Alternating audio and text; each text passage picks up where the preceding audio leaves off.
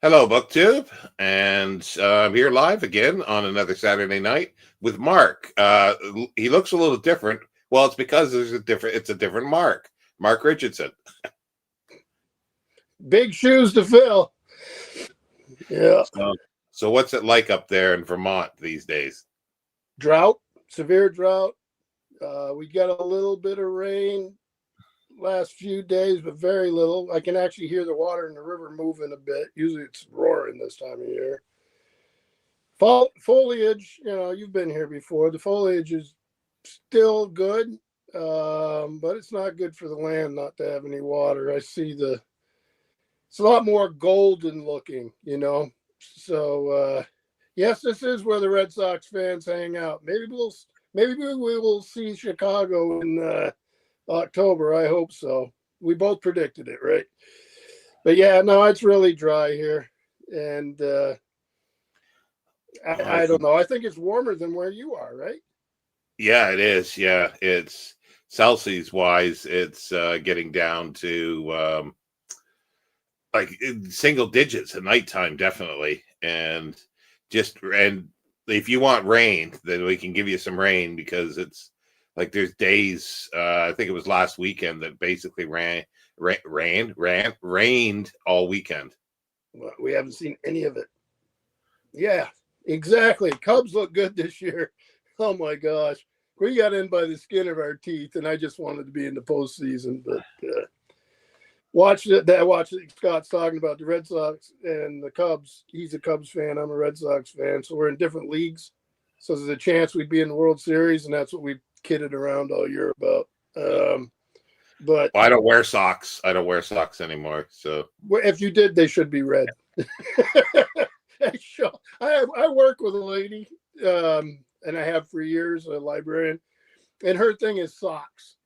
In the wintertime, she likes to be comfortable, but in the summer, she likes to wear goofy ones. So, you'd be sitting there, and all of a sudden, you got a scene from Dr. Seuss flashes by on her foot or something. But, yeah. No, it's a good time of year for people. I love autumn. How about you? You love winter. Yeah. I do like autumn the best, actually. Even here, when it's a nice day, like a nice cool day, and the sun's out, and leaves are blowing around. Yeah. Not so much in the city, but yeah. Well, there's the other Mark. Hey, Mark. Yeah, I'm trying to sit in here for you. So far, I don't know. The pressure is unbelievable. Yeah. No, I mean, I think, of course, we all know how beautiful the English countryside is. I've got a general idea where you are in England. I think you live right next to Count Dracula, don't you? Yeah, a few miles away. Yeah. Where he landed. Yeah. Feeling a little weak. but I was actually looking on the map. You could drive to, what is it now? Yeah, you could do a day trip. I could do a day trip driving to Edinburgh and back. Like it's about 3.5 hours, I think, drive to Edinburgh. Say 4 hours. That is a day trip for me. It's like you leave early in the morning, 4 a.m. You get there at 8, and then you come back at 8 p.m. It's a long day, but yeah, it's a day trip. That scale always blows my mind. I can't wrap my head around it. Like I watch some of these videos where they superimpose a state in the United States on Europe, and there's little fringes of Europe left around it. And then it's like, but then again, well, now they have the tunnels, or what do you call it? The channel. So you can drive, right? That's the thing. In Canada, they always referred to it as the channel, but I've never heard. And when I've said that to people here, nobody, they don't know what I'm talking about. So okay, I didn't know that. Yeah, it's just the tunnel. Well, that makes sense. Either way, I just, I think it would be. I think I'd feel creepy under there. I mean, because it's a long way, right? Yeah. Well, it's like you can literally do. Well, I sort of, if where I was in Bedford, you could probably almost do a day trip to Paris and back.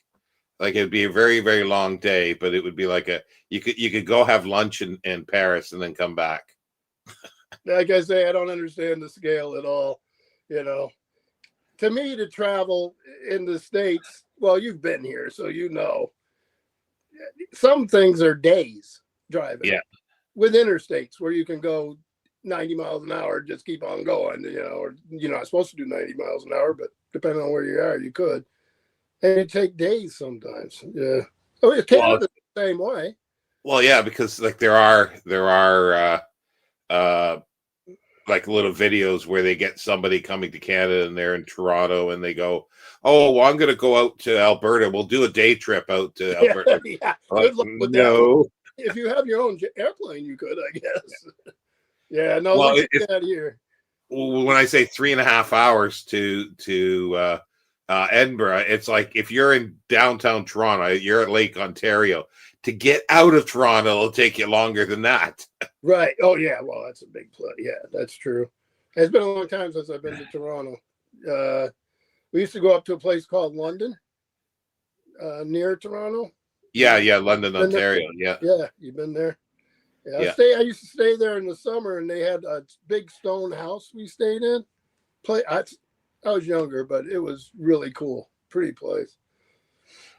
Mark book time. I was saying it takes about 25 minutes in the tunnel under the channel. That's a long time to be under that much water. I'm just gonna say, I mean, I've done it like under the Chesapeake. You take the tunnel under Chesapeake. Yeah, that would. So 2 to 2.5 hours from central London to central Paris by train. So yeah, so where I was in Bedford, it's 3.5 hours. So yeah, it's a day trip. It's a day trip. Blows my mind. Yeah. So and I haven't done scale. It. Yeah, I look at scale. So Vermont's about the size of Wales. I think it's off by a couple miles, but that's about the size of it. Then you have the other five New England states, and Maine is as big as all those other states in New England combined. But because of the Mercator projection on the map, it looks smaller than it is. And I saw recently and so of course that would be bigger than Great Britain, or about the same size, I think. But I saw recently on some of my feeds that there's some controversy over it because the Mercator projection makes things look weird. With Africa, saying the continent. So Scott said, I missed this one. I hate these, the way StreamYard has the comments up here now. It's hard to see things. I read somewhere someone say in the US 100 years is a long time, in Europe 100 miles is a long way. Yeah, I don't buy that. So I mean, I live near houses that are my house is from 1800, but I have neighbors that are all 1700s. You go to Boston, not very far away, they're from the 1600s when Shakespeare was around. So I maybe where you are in the United States, but if you're out west, go to Taos. The Indian village is 1,000 years old. Go to Tulum, Teotihuacan, go to Quebec City. I mean, yeah, no, that's rubbish. If you're just looking at it, even from a European lens, it doesn't make any sense. So I mean, I've heard that saying too. I get the point, but it's, like we're coming up on our 250th anniversary as a country. But the colonies were here centuries before that, So I think that, and plus I think it loses it with we have Native American villages that are still inhabited, Yeah, So it's just there's not that much architecture here that's survived. That's the thing, other than the Southwest. So much. There's the mounds and stuff, but most people wouldn't even recognize them if they stood on them, as a man-made structure. Yeah, I've been to Taos, and Taos Pueblo, which is ancient, is people still live, families still live in it, still live the way they always have. So I think we got to be careful with that. I've heard the saying before, and I get sort of the point, but it really is a view that I think has a lot of flaws with it. So. Gavin's here, genre books. So yeah. Well, that's the thing. Like around here, I think there's a lot of neat stuff. I just can't get to them yet. But Right. I wonder. Like, I really want to get to Whitby, because I just go to the end of the road and it's probably like a 20-minute bus ride, not even that, and I'm in Whitby, That would be cool. and there's the John Cook, James. yeah, James Cook. Jeez, see, my brain doesn't work. James Cook Museum. I would And love to see that. Oh my gosh. and less than a half a mile around the corner from me is it's called the Land of Iron Museum. Like, it's because there was a lot of mining here, so it's a mining museum. So that'd be kind of cool to go to as well. That would be neat. Yeah. I'd like to see the Cook Museum, of course, for sure. Well, there's a lot of stuff I'd like to see there. There's a good chance I'll be in Ireland this coming summer. I'm hoping I can do a day or two in England, but we'll see. Yeah, Mark at Book Time with Elvis was saying the others, because just literally not too far from here is an international airport at Teesside, I think, just north of here. Well, I've heard of it. About an hour, yeah. So yeah. They're getting into the mid 20th century up here. Yeah, we got places like that too. I think every country has places like that. Yeah. So that's. I'm looking for. My mom is in her 80s and she's Irish, of Irish descent, and she has a lot of family in Ireland. So at her age, we want to get her over there and to meet all those relatives who she's been in touch with for years, who I know none of them. You know what I mean? I'll get there and just sort of look goofy and see how it goes. But, maybe Jason Harrigan. Maybe I'll stop by with 400 relatives and say hi to him. Well, that's what I was going to say. Maybe you and him can hop on a plane and come over and visit. Boy, would that be something, right? Because that's actually doable. Yeah. I don't know how much it would cost for a flight, from there to up here, but it's doable in the sense of fairly quick and stuff, but it could cost you a mortgage. That's the thing. I have no idea, because that would be my wife might frown on that a little bit. Yeah. She's gotten used to eating. Yeah, no, I'd love it. I'd love to, like I say, spend a little time at both places. Actually, one of my dreams has always been to go to Wales. Have you been there? Yeah. Well, bits of it, but not proper, I guess. Okay. Like, I've been to Wales a little bit, but not. I really would like to go to some of the castles and the countries, which I haven't been able to. Jenny's here. Hi, Jenny. She's stuck at work, so comments might be all over the place.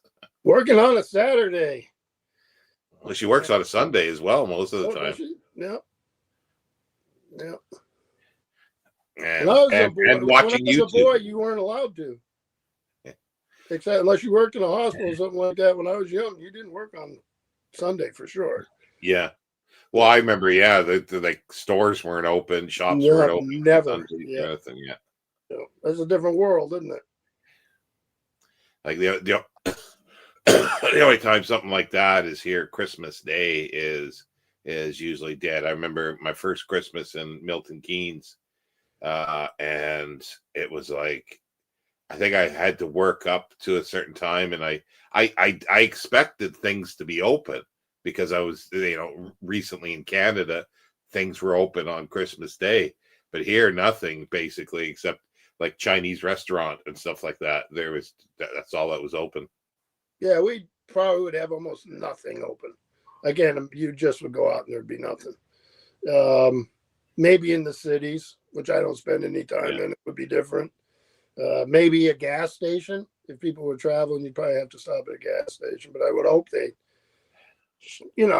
staggered the shifts so each person got to spend time with their family Christmas. I won't shop like at a big department. I don't shop at them anyway, so they don't care what I do. But I would never shop at a place that was unnecessary to be open if they had their employees there on Christmas Day. I just would think they were a pretty bad lot.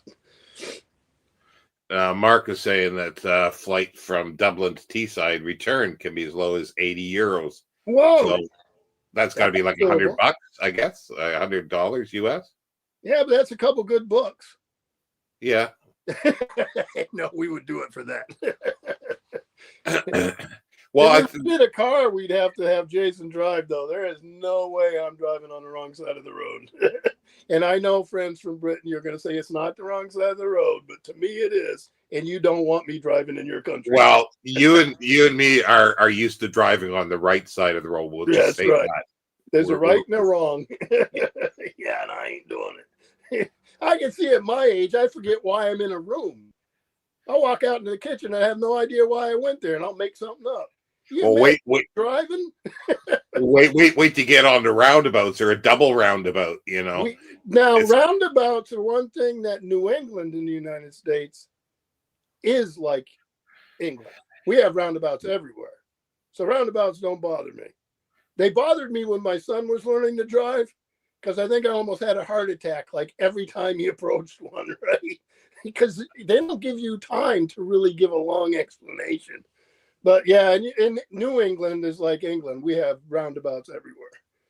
Yeah, because when I first came here, and like I don't drive, but somebody else was driving, and it's like, how the how the hell does this work? The first one I ever went to, I was in the service, and I was down on Cape Cod, and I had a car, and it wasn't much of a car. And about 5 guys off the ship, and we were going down the Cape to party. And at that time, Vermont didn't have roundabouts. They have them everywhere now. And I got on a roundabout, and I side-swiped the car and bounced right off it, and I kept on going. So there's probably somebody down there that's still pissed at me. Well, like even Mark says, yeah, you could drive, like you take a ferry across, you could drive in 6 hours. So, including the ferry. I'd actually like to ride the ferry across. That would be sort of cool. I'd love that. I like things like taking the ferry. I used to do out in Washington State all the time. And I wonder if the ferry goes over unexploded, munitions that are still down there. I wonder if they go over that. Yeah, they would have to. I've seen some doozies. What was the one they dug up in Paris recently? Oh yeah. I couldn't wrap my head around how big it was, and nobody knew it was there. How is that possible? But I guess it is what it is. That would be scary. Yeah. Well, but talking about driving, like what was it now? I looked at like from distance from here to Edinburgh, and it was saying like 3.5 hours by driving. And then it's saying, I clicked on a thing of saying how much, or, whether you get a bus or you're driving. And the driving was something like 50 some pounds in petrol. And you could actually get a bus fare cheaper than it is to drive for the fuel. Oh, okay. You could get a bus cheaper. So the thing is that flight could be cheaper than the petrol that it would cost to drive. Yeah, I mean, I drive so if I want to go down to Boston, usually I take my own vehicle just because I'm lazy. But if I go to Boston or New York, and I don't go very often, the option is I take the Dartmouth coach. So I drive to Hanover, New Hampshire, park my car, which costs a little bit of money, or doesn't, depending on where you do it. Take the bus down, because I want to drive in the city. I don't want to have to worry about my vehicle while I'm out doing what I want to do. And really, in the city, I don't need my vehicle. Yeah. So the bus is the way to go if you can do it. Yeah. Well, the thing is that if you're coming by plane and then you got to rent a vehicle and then, so maybe this would be cheaper in the long run, having your own vehicle. But yeah, I just couldn't believe that it was cheaper, a lot cheaper to take the bus from here. Like I think I had to go to a local bus to Middlesbrough and then I think a coach on. So I didn't add the cost between here and Middlesbrough. You'd have to do a connection, right? Yeah. Yeah, that's typical. And what right down the road from me is an Amtrak station, so that's another option. I can always take the train. I prefer the train for long distances, but sometimes these short distances, a bus is just as easy. Train's way more comfortable to me if you're Yeah. doing a long way. Yeah. Yeah, like I was sort of thinking, like, if I could get a small enough scooter at some point, but I need to lose a lot of weight for that. And apparently, if you break it down into 3 pieces, you can put it underneath the bus, and you can go there, and you just have to figure out, okay, where am I going to stay in Edinburgh, and will they allow me to plug this in? And then, like, if I go to a pub, or where can I, can I roll up to like um, a a Tesla electrical station and plug my You might not scooter want to use it. You might not want a Tesla.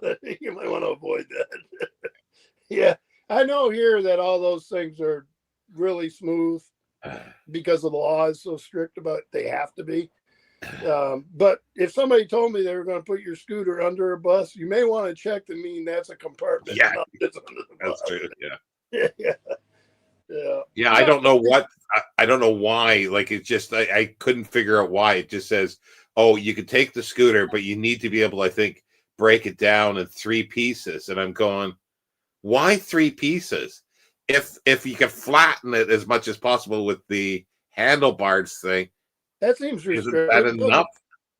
That seems restrictive because what if somebody has scooter technology that makes it better not to break it down? Yeah. And, yeah, I mean, that I wouldn't word it that way if I was a lawyer, but that's why I'm not a lawyer. But, Yeah, I don't know what I didn't look into it too deeply, but right. I couldn't see anything immediately to say why you did something like that. And it just I was scratching my head and just going, why? What I see here with those, like, so if you go into a big department store, they'll usually have lines of the scooters. I don't know if Oh it's yeah. a thing there, and you walk in and you just get it.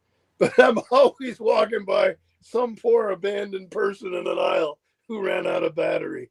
And usually I'll just go get the manager or somebody on the floor and say, hey, you got a guy stuck in aisle 9 and he looks unhappy. Well, like, there's the little village, where my doctor's office is about a mile away, and theoretically a scooter can do that. Oh yeah. But it's like there's switchbacks, like there's some big steep hills to get there. And You don't want to become a meme. You don't want to become a YouTube sensation because somebody happened to be filming you going by. I see scooters on the road out here, and I live out in the country. I see them on dirt roads. They have the guy down the street has a wheelchair that has that looks like caterpillar treads on it. Oh wow. Yeah, and he's a veteran. I'm sure the VA paid for it, and as they should. He goes everywhere. You want people to get out. And I think it's important. But yeah, he goes right by us because his sister lives right down on the corner. We got a dirt road on the corner called Upper Falls Road, and you've seen me post a picture of the covered bridge there. Yeah. Yeah, so that's a dirt road. He has to be able to turn from the road in front of my house and then go down. He has no problem at all. I haven't seen him do it in the winter, though. I mean, even with the tracks, I don't think that'd be safe because the roads, because they plow, get narrower. Yeah. They're not as wide as they would be if it's open in the summer. So that would be dangerous. And big 6-foot snowbanks on each side. The poor guy's going to get clipped by somebody. Yeah. Here there's, see, the problem is, where I live, it's a bit of a hollow. It's a bit of a valley, and I don't know how far I could go out, around here with the scooter. Probably enough that I could get to a few places that'd be kind of neat, better than just walking out 3 feet in my back door. You go to the fish shop, right? Well, I could, yeah, because that's around the corner. Yeah. That'd be a nice little break every once in a while. Yeah, that would be kind of cool because that I could do, I think. like there's a couple ways I could get to it, and probably the easiest way, because I know if you go down one end, I think as you're going out of the village, it's a bit of a it's a bit steep. Right. Yeah. Yeah. So So do they call them hollers? We call them hollows in New England, and in the South they call them hollers. Do they call them that in England? no, I just valleys. I think it's just valleys. I never heard it. I say hollows, or holler, just to be different, because then people look at me strangely. They might do that anyway. You don't know. Yeah, well, I go to the door to get my groceries, and you got to give a code, and I say 16, and nobody can understand what the hell I'm saying. I say 16, and they're looking at me going, 6'2"? No, 16. That's a little odd. Yeah. That's strange. Yeah. I don't know. We have people who have various accents in our country, and every once in a while I'm going, I haven't got a clue what you just said. You can usually tell because I got this real puzzled look on my face, because I'm actually chewing on it, trying to figure out what the heck they're saying. Well, there's thick Yorkshire accents here, and I think the first time I had a package delivered, and it was a UPS guy. I think it was a UPS guy, and I couldn't understand. He was talking so fast. And, that hurts too. If they're really fast, yeah. And I was just sorry, and then finally I just yeah. Didn't have a clue. Didn't have a clue what he was saying. So that's where my family's from, is Yorkshire. So I've always wanted to see it. Plus, what was it, James Harriet? Didn't they come out with a big picture book? When I was a kid, I'd go over that. I wanted to see it so bad, but mine left in the 1620s. So if I have family there, they will have no interest in me, I'm sure. But I like to see the countryside. It seemed like it was beautiful.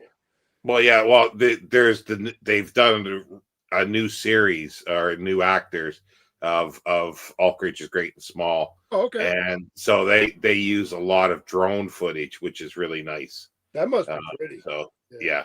And didn't they have the dry stack stone walls like we do here? They have the same thing. Yeah. Right? Yeah. I remember the books thinking, I remember some of the scenes in those books, because those books were everywhere. Everybody was reading them. And it seems crazy nowadays to think that something had that big an impact. And some of the scenes in that book, I'm sitting here thinking, I like to be a lot of things in life, but a veterinarian is not one of them. Especially where you get your arms put up. Yeah, that's right. I was sitting there lying on the cold, wet, paving stones. Nothing seemed. And then you look at him, at least in the old show, he always was wearing a suit jacket and a tweed jacket and all. I'm sitting there thinking, your laundry bill, buddy, must be amazing. Well, like the original stories weren't that popular here, I guess, in the UK. Okay. It was in North America, where I think they really they were immensely popular here.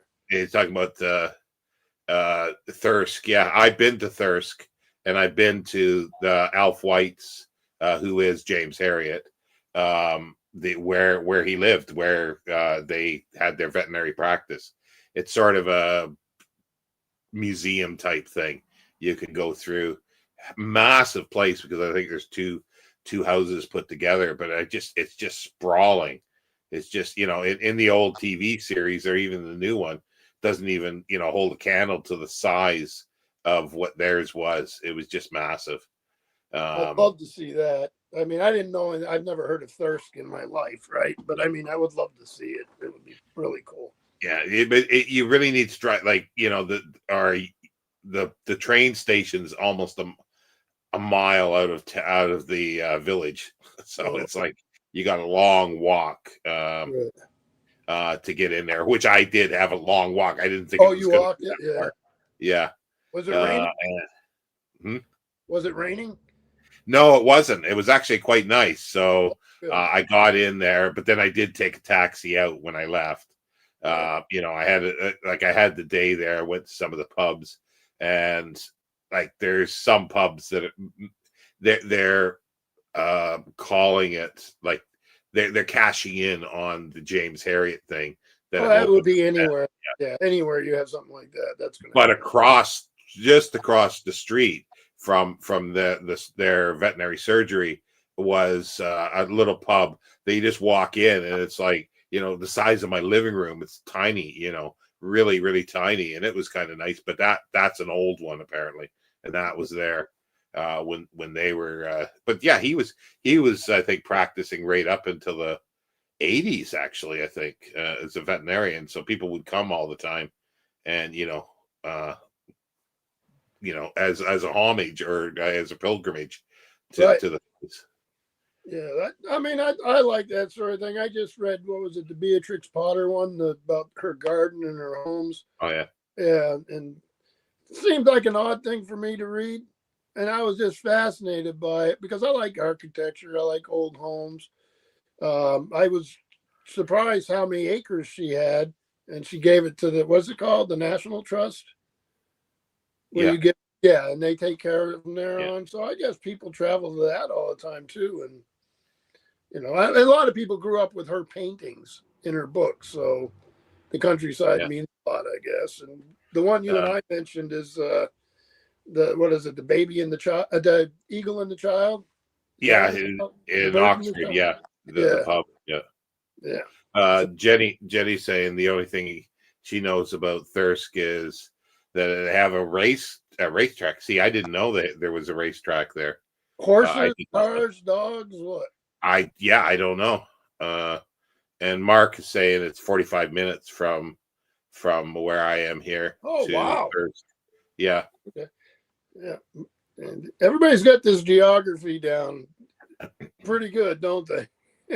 Yeah. Well, they never see the thing. They never filmed in that village because it's not as picturesque as the village that they used in the original series or the new series.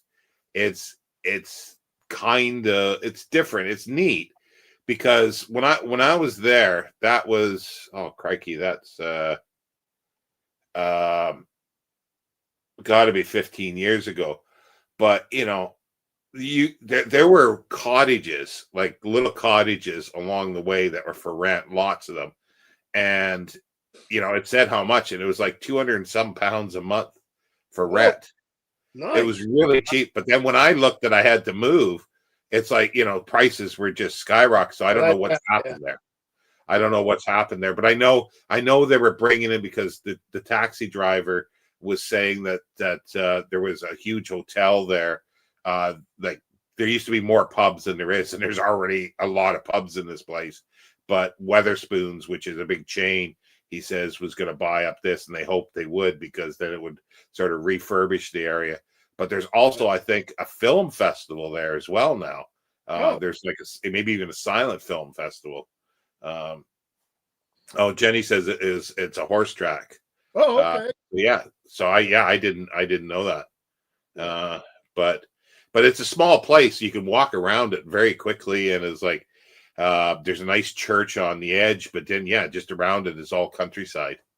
I get this guy I follow on Instagram.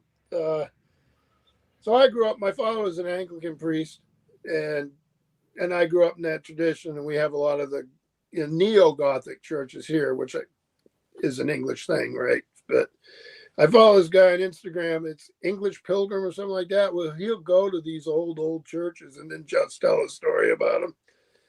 And there's a piece of sculpture left in a wall, and then another Norman wall, and I just I'd love to see some of that too. I know on the cathedrals and all that. I've seen you show books on that.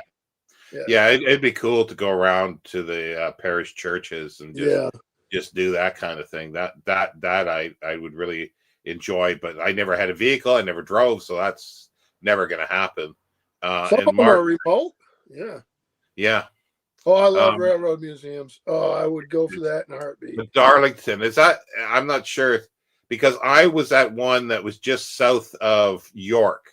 I don't know if that was the Darlington one. There's a massive one just south of York, and that's not too far from here either. Is York. So I'd like to get back there. Yeah. The York Mister's cool. And there are lots of bookshops, or there was in York. That way Lots you of, have heavy bags to carry everywhere you go. well, that's the way you have a scooter. Yeah, that's right. With a wagon. Wagon, yeah. I was just gonna say that. Yeah, just Yeah. with a little wagon in the back. Yeah. Yeah, Why I not? love railroad museums. When I was growing up, one of the biggest anywhere was a place called Steamtown. But it was in my little village of Bellows Falls where I grew up, Vermont. And the place is so small that eventually, and it was built there, it had Pullman cars, engines all the way through history, and we every spring we would take a trip. We go over the trestle by my house, the railroad ran by my house, and we go up to a little village called Chester, which is famous for its stone village. The houses are all stone and stuff. And when I moved away and stuff, and grew up and all that, and it was very far, not far from where my grandmother's house was, it was gone. And it ended up moving, I think, Scranton, Pennsylvania, just because there's a bigger population and they would have more people come visit it, But it was sort of heartbreaking because I loved the trains. But I always wondered, because the size of some of these steam locomotives, Yeah. how the heck they move them? You're not moving them on a truck. They had to move them by rail. I just don't. I can't imagine what would it be like sitting at your house somewhere in, New York, and all these ancient steam engines start going by. Wouldn't that be cool? That'd be a video. Well, that you'd think that they'd have to build these things very near to a railway line, and then Oh yeah, ours was on an ancient yeah. railroad line. Yeah, from the early in mid 18 early. Where I lived in Bedford was one of the last place I was living. It was sort of a route out of town, and so people would come through from the other side of town and then go out that way. And every year, I think it was in the autumn, that they had a steam sort of convention thing or get together for steam. Oh, that'd be cool.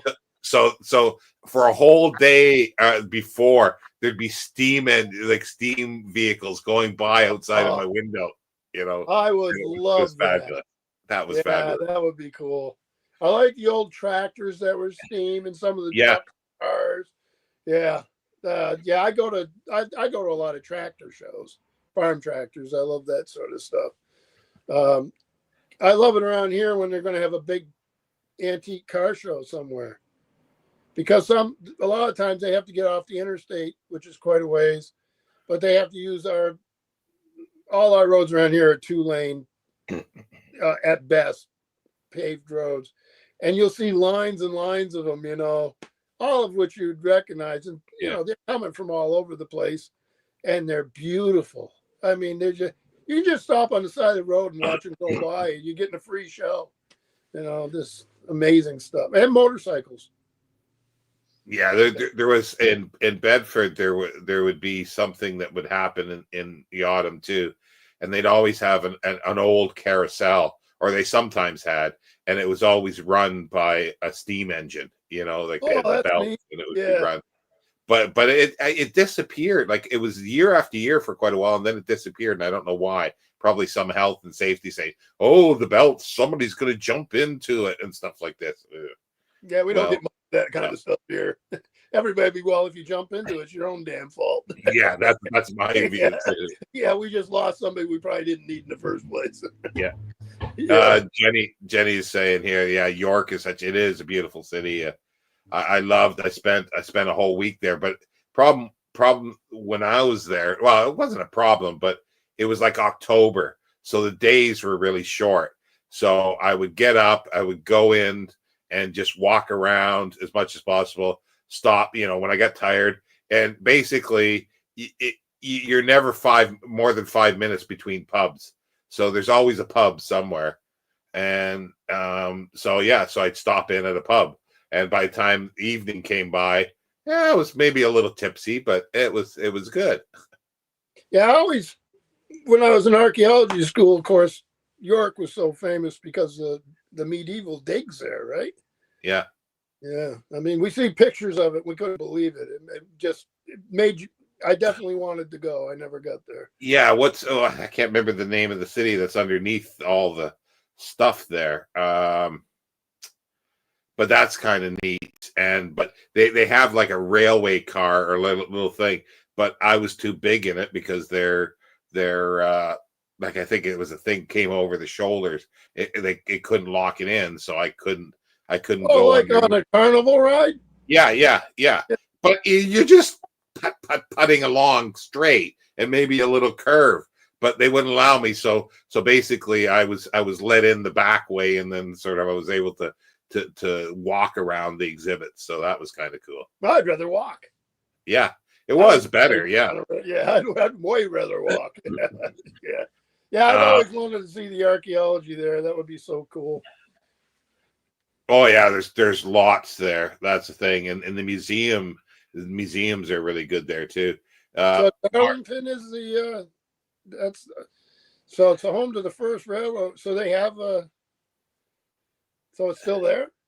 Yeah, well, that's where my memory is. I thought it was south, but it has to be the same one. I can't believe that there's one north and south, Oh, okay. So it must have been the north one.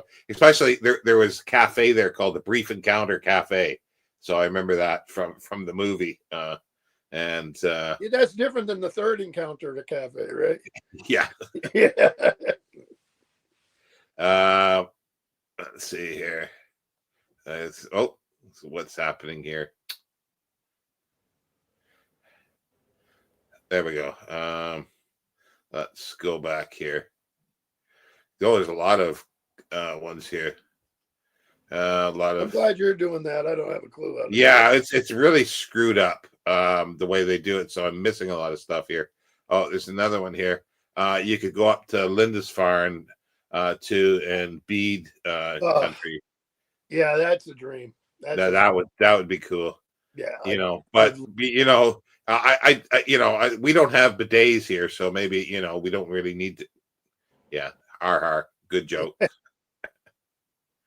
Let's see here. That reminds me of Time Team. Remember them? Sorry? Remember Time Team? Oh yes, yeah. I love that show, and they were up at Bede Country doing stuff up there. Yeah, I'd love to go there. Scott saying the Union Pacific Big Boy came through Ogden last year. Man. So when I was out west, I lived out in New Mexico for a while. I love the American West anyway, and I love all around where Scott's at, all that country. I just love it. And I would see the trains, and they'd be stacked double high. And they would be literally miles long. Wind into the cut. You can never do that here because you can't go 10 feet without running into the side of a hill, right? But a Hobbit's fine in Vermont, but nothing else is, right? But out there, man, I remember stopping on the side of the road because you can see for miles, even though there's mountains everywhere, but it's just bigger landscape. And watching the trains go by, and it was inconceivable to me. I'm going, what if they run? They know where they're going. You know what I mean? But I'm going to scratching my head. What happens when they get to a tunnel? They know where they're going, right? Well, it's like in Northern Ontario, too. I remember as a kid seeing trains that I swear were a mile long. Oh, yeah. Like I am sure that they were a mile long freight trains. And it's just like you can see them in the distance, and it's like you see them disappearing over the horizon and coming over the horizon at the other end. Yeah. Yeah. I mean, I would see them, and they would have these ginormous diesel engines in the back, a couple of them. They've had them in the front, but the distance between them was unbelievable. And like I say, they're stacked double high. Yeah. Yeah. And I'm just going up. Number one, I can't imagine that much freight, right, in my head. It's like Australia.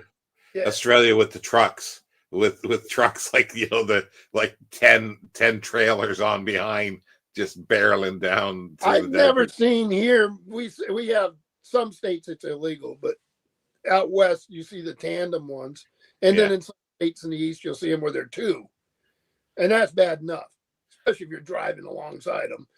But I can't imagine the Australian ones. That's just crazy to me. Well, Jenny, I think, has beat most of this. especially if they're the ancient, Oh, all ships. That yeah. would be cool. She's killing me now. 1976. I remember the tall ships coming in to Boston.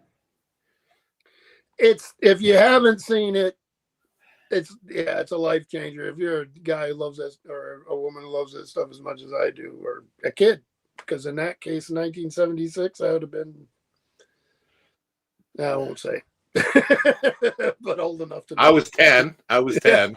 So I was a bit older. Yeah. I never forget that. I never forget it. When it's just crazy to me. I wish I'd see something like that again before I croak. Yeah, I'm not sure. I can't remember now if that's Orcam. Yeah, no, that's sort of cool. I didn't know that. It's something else. Oh, there it is. Yeah, it's Viking. Yeah, it's Jorvik. Yeah, that's the site that's underneath. Yeah, that you can go through and see things. And underneath the York Minster, you can walk through. They've excavated under that, and that's all. I think that's Roman. I think. Good Lord. And there was a pub too that I remember going down in the basement, and they had it all excavated. It was somebody's house. Oh, I saw that on TV years ago. In York. Yeah. I saw it. So that you're just sitting there going, "This is cool." This is very cool. Yeah, Jenny's saying that it hadn't been there for 30 years. So yeah, that's definitely something not to miss. Yeah, I'd love to get there. I need to get there. Time Team got me interested in history and archaeology. Yeah. I just think that was one of the best shows. I watched their new stuff, but it's crowdfunded, I think now. Yeah. It's all but YouTube. Still do wonderful stuff.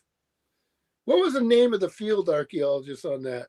The guy with the hat and the feather. Oh yeah. God, I love that guy. Phil Harding or something like that. Yeah. Oh my God, he's a hoot.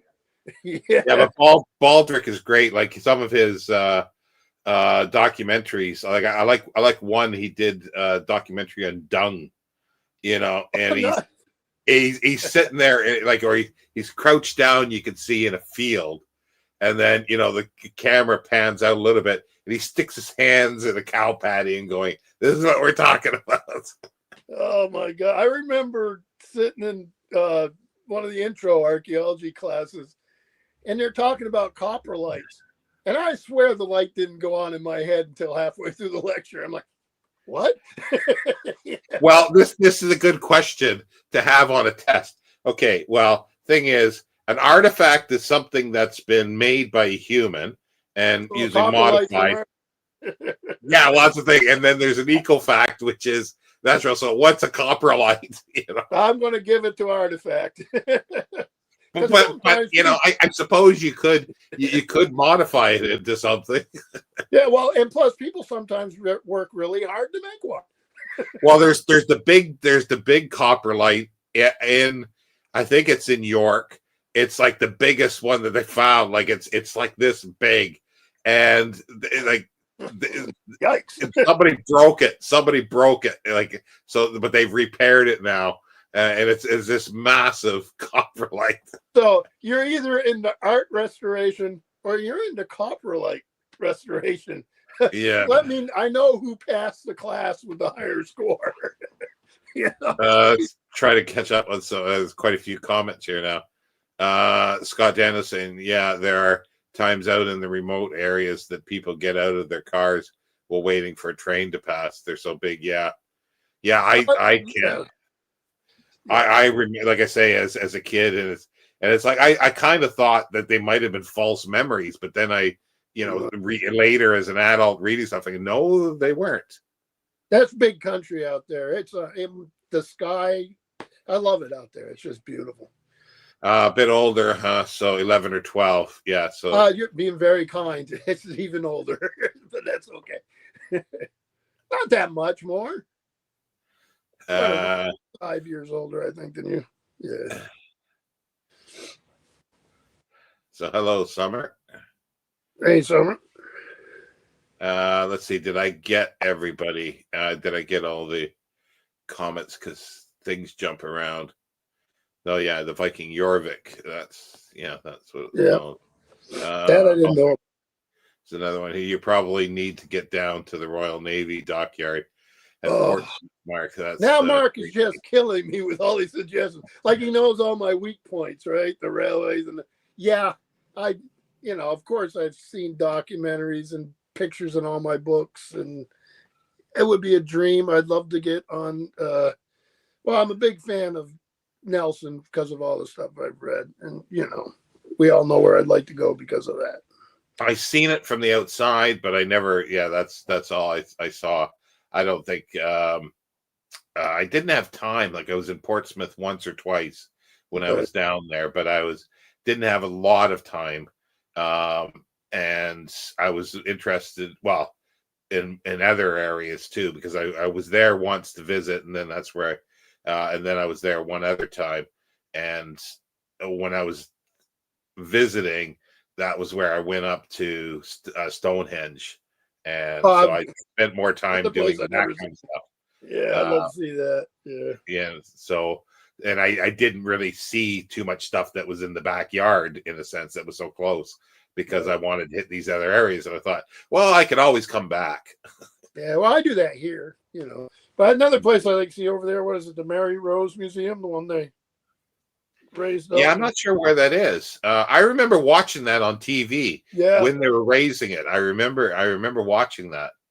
On Instagram, I get a picture. Usually every day they do a picture of a different artifact. Yeah, and I mean, that must be just incredible to see. Didn't Mark just read the NAM Rogers? I've got which one is it here? I've got the Safeguard of the Sea, but I think he read the new one, and I haven't got the new one, the History of the Royal Navy. So need to know what he thought of that. I'm sure he's done a video on it. I lose track of things. Yeah, I don't know, but going back to the Mary Rose, I don't know where that is actually. But it's they must have it pretty well restored, I guess now, or at least. Well, I think it always has to be wet. I think it always has to be wet. Yeah. It's in Portsmouth. Oh. All right. So instead of me going to where you are, I'm just sending a train to bring you to where we're going. We'll all go to Portsmouth together. Actually, I'd love to see all of it. I mean, there's just so much I have to see. Yeah. I don't know if you can get into the Nils. What the hell is the name of the ship? I don't know if you. Sorry. Victory. Yeah, I don't know if you can get into it or not, but they wouldn't allow me in. I wouldn't be able. Wasn't it being restored? I thought for years it was being restored. Yeah. You couldn't get on. I don't know. Maybe Mark has been. Well, I think sometime you could because but I don't know. I don't know when. I remember seeing the Cutty Sark in London there, so that was kind of cool. I don't know if you could get into that. Yeah, you can. Oh, you can walk around the Victory. Oh, yeah, I only saw it in the dock going by on a bus. That was all, or from far away. Yeah, that's all I saw it because I knew even if you could get inside, I wouldn't be able to. And that was the thing with the Cutty Sark. There was a really good scene in. I just getting back to books is the Kim. No, I was going to say, is it Kim Stanley Robinson did the Mars trilogy? Is that? Yeah. And there's one scene that the character, they go back to Earth, or maybe it's one of the short stories. I can't remember now because everything is bleeding together. But it's like the big part of the Antarctica melts and the water level rises, and so London's basically flooded. And there's a thing, somebody cuts loose the Cutty Sark and sails it out, And I thought that was built for. Yeah, well, I thought it was just a fabulous scene. The way he wrote it was just absolutely fabulous, Yeah, I need to get over and see all that stuff. Yeah, we will see. It's not that far. Not in the modern world. I mean, it's no. Yeah. I'd want to take a shot because I hate airplanes. Yeah, because that's why I want to lose weight, and even if I am still, confined mostly to a scooter, and I can't do long walks anymore, because I'm not expecting to, but as long as I can, do something like that with a lighter scooter and get around, Roller skates. It's the problem of staying upright. That's the problem. I know, but make a hell of a show. Well, I need one of these things. Like I think I've seen these videos where the Chinese have developed like robotic legs that you put on. Like you just it's around your waist and then they move. I actually read about that in a science fiction story. I think in the 70s. I don't remember who it was. Yeah, I guess that. I mean, an exoskeleton. I think the guy was saying it for somebody who's handicapped, though. Yeah. Yeah. Well, So, that's what this. That's what this is for. I guess they're actually doing this, but I don't know how useful it would be. yeah, You probably couldn't take that on a coach. Imagine playing soccer. Kick the heck out of the ball, right? Well, it's like the people that have their amputees and they run, but they don't have when they've got the fake legs on. Yeah, and it's like they're like they're fast as lightning basically because they're springs. Yeah. It's like maybe somebody's went back in time for Spring Hill Jack. That they're actually Spring Hill Jack, if you know that reference, like it was one of the Penny Dreadfuls that they had. Nope, I don't know it. Yeah. I saw the word dreadful, and I figured, why read it if it's dreadful? Well, it was like a one of the London sort of monsters. This guy Spring Hill Jack that he had springs on his heels, he could jump away or up into the buildings and stuff like this. Oh, Inspector Gadget. Well, kind of, yeah. That's where I think it's all sort of from. Right. All this is from, and there's people that have written stories about it, and even new steampunk. Where that came from, like where he came. Was the one out west? Speaking of Scott Danielson, probably the creatures walking around his house right now. Wasn't there like robot thing out west in the American West back in the 1800s? There were stories or something. Yeah, the steam man of the plains. Oh, is that what it was? Okay, I remember you talking about it. Oh, there's hundreds of stories for that, and it's like a robot, but it's steam powered, and then there's steam powered coaches and like all this thing, and and this guy does underwater stuff as well with the I forget the character's name now that's doing it, because the original, and then he's the junior, but yeah, it's sort of crime fighting a little bit, and fighting the Indians like out west, and like the first one he's going out to Kansas, or it's just, and it's just he's got a it's a like a horse and buggy type thing, but it's just this big robot steam engine robot that walks. That's and pretty pulls cool. everything. Yeah, I don't think I've ever seen him. I think I heard about him on your channel. For some reason, it popped into my head when you said something. But yeah. I love those stories. They're just they're absolutely ridiculous, but they're fun. Mark say it's that old joke. A man walking around the Victory sees a plaque. Nielsen fell here, and he says, "I'm not surprised. I almost tripped over it myself." Yeah, that's awesome. That's great. Yeah. I would love to see it. I mean, half the fiction I think I've read in my life had something to do with Nelson, because I love those sea stories. So, yeah. I was actually reading something the other day about, it was about some American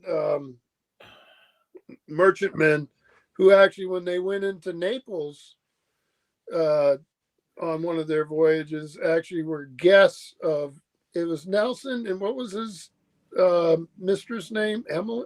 No, what was it? Emma? Yeah, Emma. I think. Yeah. I think that's what it was, and I guess they like held court in Naples. I mean, they were a big deal there. I had no idea that how other people saw them. He was a pretty powerful guy. I guess, but the big thing is that comes down to people are still arguing what it meant. Where did he actually say "kiss me, Hardy"? You know. Yeah. Yeah. Guess you had to be there. Well, then they stuck him. Then they stick him in a barrel of brandy or something. Yeah, to preserve him. It's better to be stuck in a barrel of brandy when you're alive. You know. Yeah. Yeah, there's probably sailors on the ship going, "We liked him, but don't ruin our brandy." What was that? Oh, yeah, in one of the hornblower ones, they captured a ship full of rice or something. Yeah, and the water got to it. Yeah. Yeah, that was bad. And then the other one wasn't it that they had to take over a ship of cattle or something like that. So they're just sitting there just eating steak every day. Yeah. So it's a prize, right? But you got to have something left when you get in the port, you know. Yes. Mark is asking you, Mark. Yeah. And you know who I love? And I've got a lot of biographies, and I never get tired of them, is Cochrane, Admiral Cochrane. And then when he was under Nelson, of course, he was in the frigates. He was the guy who went out and fought these little battles. I still say he's one of the greatest there ever was. But Mark, didn't you read the new N.A.M. Rogers? And yeah, I need to get that. Yeah, I can't keep up with all these books. I know there's a new book coming out. I don't know if you'd be interested or not, Sean. It's there's a new biography coming out, I think, this month on Peter Mathiasen. And I always loved his book, The Snow Leopard. Yeah. But I'm surprised it took so long to have a biography of him. I'm sending Mark the link here, if I can. Oh, that'd be cool. You could jump on, right? I'll have to get the link. Just give me a second. I thought I had the link saved. Yeah, let me see here.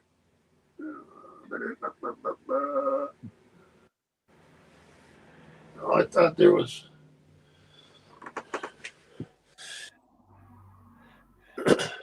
Oh, wait a minute. Is the one I met Max Adams? Now that you got it up there, I read. Let me see what I got here. I can't see it. Anyway, Mark, I have to edit my comment. I'm not sure that's the one I read. So if it's new, I did not. Yeah, I there's so many of those that would be great, but I have to limit because most of my so that's the thing. If I do see a good one, I want to get it. You know, I want to read it, but it's like I have to limit that. You know, if it's not sort of Cook in a sense, because I really like James Cook. But and you could build a whole library just on books about James Cook. Yeah. But then you go to Middlesbrough, you go to the James Cook University Hospital, and nobody knows who the hell he is. I think that's human nature. You'd see that with anybody. Yeah. You know, we've got it around here. Yeah, but it was like I thought, like it was a modern art piece. Like, you know, it's the Earth with a sextant on top of it, and I thought that was really cool. That is cool. Yeah, and then like I was looking at it, and then there was one of the drivers for the patient transportation. He goes, "Oh, what ugly thing! I don't know what it means." And I'm going, "It's James Cook, the Earth sextant." I had to explain it to her. And she goes, "Oh, well, you learn something every day." Oh, that's fine. You do. You know, there's probably things I drive around and don't know. But I remember when we were naming my second son, my first son. You know, that was out of the way, and I wanted him to be Ethan Allen Richardson. And my wife goes, "I'm not naming my kid after furniture." What? Oh. I've got the first two. in his trilogy, but the new one isn't hard. But okay. I don't know why I thought you had. I knew you read him. He's a brilliant historian. I've only got the the Safeguard of the Sea, and he did one previously called, I think, The Wooden Walls or something like that. I think Folio has that, but I don't have that one. So Yeah, I don't know. Mark, I've sent you the link, so maybe he's prettying himself up. Yeah. He's got his staff there. I need to get a staff like that, but probably they would demand overtime. So see what happens. I can't afford it. I need a sponge bath, but I can't afford it. So. I'm thinking about asking my wife does my haircuts. She puts That's what I need. That's what I need. She puts the number 2 little guy. Because I don't have anything in the back anyway, so it's not that hard work. But my oldest boy does the same with him. But my youngest one, he looks like a 1970s rocker. He's got curly long hair down here on each side. He won't let anybody near him. He hears the sound of the clippers, and for some reason he can't stand that noise. It's almost like a dental drill or something, I guess. Yeah, I definitely need to have it cut, and maybe that's the easiest way to do it. But I keep threatening that what I should do is do a, I guess it would have to be a GoFundMe or something, but a thing of I make so much, you get so many donations, and I'll shave my head and my beard.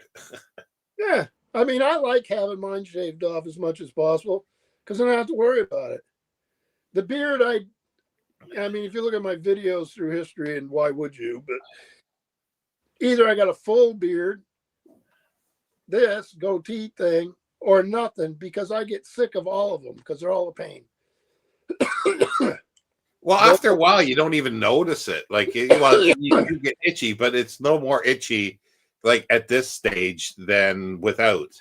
But it does dry. That's the thing. My skin is dry. Yeah, I don't like that. Yeah. I'll walk around the house for a day before anybody notices I've shaved it off. It's like, hey, I'm glad I'm so important around here. Hey, Mark. Oh, yeah. You had the makeup people in. You can tell. I had to what? I had to get dressed. I was in bed.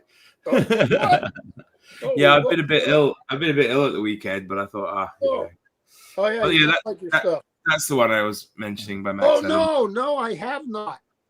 All right. Oh, what a cover! That's great. It's really good. He's such a character. Sorry. What year was that? It's quite old because bizarrely he specializes more in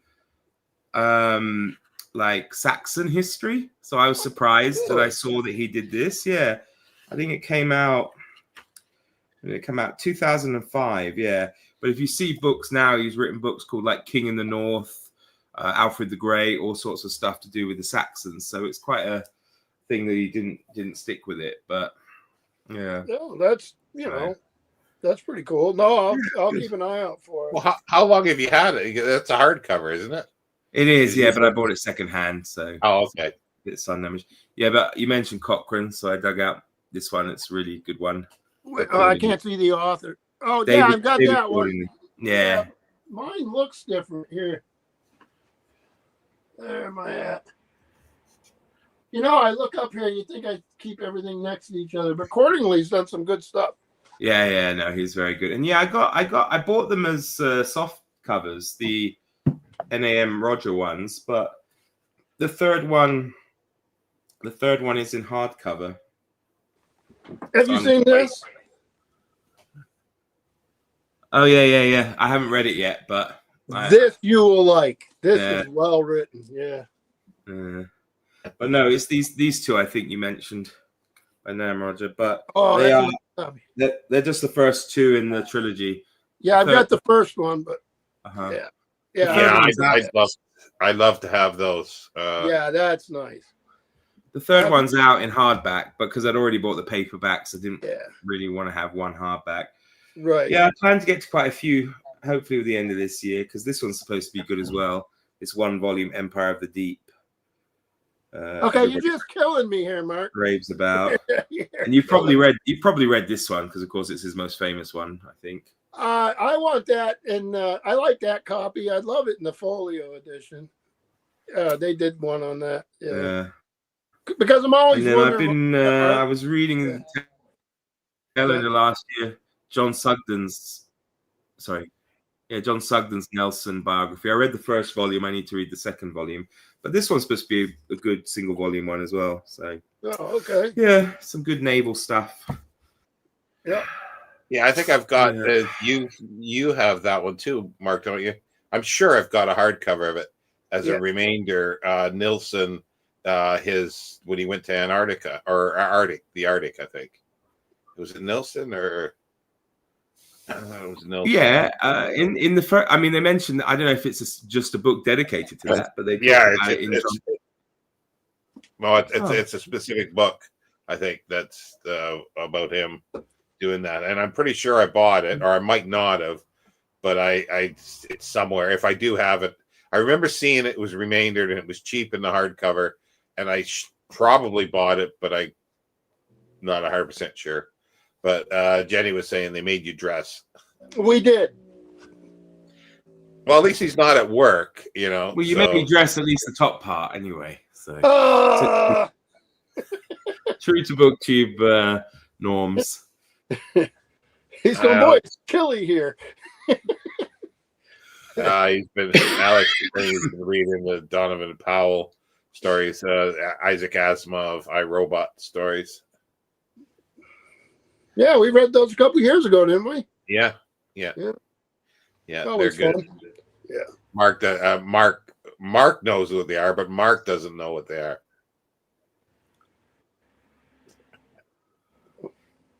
Well, if it's science fiction, I probably don't know what it is. Yeah. Taking your cue from Steve, are we?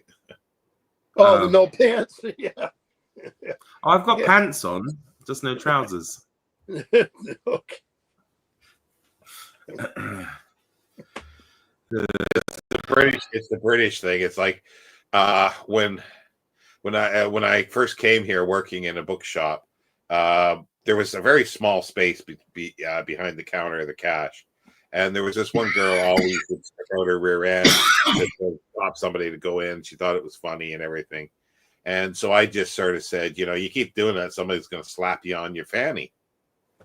And, thinking, a polite way of saying, rather than saying I slap you on your ass or something like that. And then all of a sudden, because there was a cafe up there too, the whole place, like there was this, background chatter, and all of a sudden it went silent and everybody looked. I go, huh? Well, I don't get it. Oh, it's the front bottom in England. It's the women's private area. Really? Yeah. Okay. Well, that's why we don't call it a fanny pack in England. We call it a bum bag because a fanny pack. Bum bag would sound really bad. Yeah, but a fanny pack sounds pretty bad if you're English. Yeah. Okay. Fair enough. When I cross the different lines there, I'll try to. I think that's true everywhere in the world, right? If you use the wrong, even if you speak in the same language and you go to a different country, you could say the wrong thing really quick. And we have problems all the time here in Czech Republic because a lot of Slavic countries have the same words, but just completely different meanings. So, like, for example, I guess a non-offensive one would be in Poland, sklep means shop. But in Czech, it means basement. But if you are being offensive, then the Polish word szukat, to look for something, means in Czech to fuck something. So, it's quite different. Yeah, well, yeah, okay. Well, especially you go to like McDonald's in Poland, it's like szukasz pracy or something like this. It's like, are you looking for work? But like in Czech, it's like, fuck my job. Yeah, well, that's why I'm looking for work. Yeah. Well, it's the same thing as I used to wear what I always call suspenders, and Mark knows exactly. The other Mark knows exactly.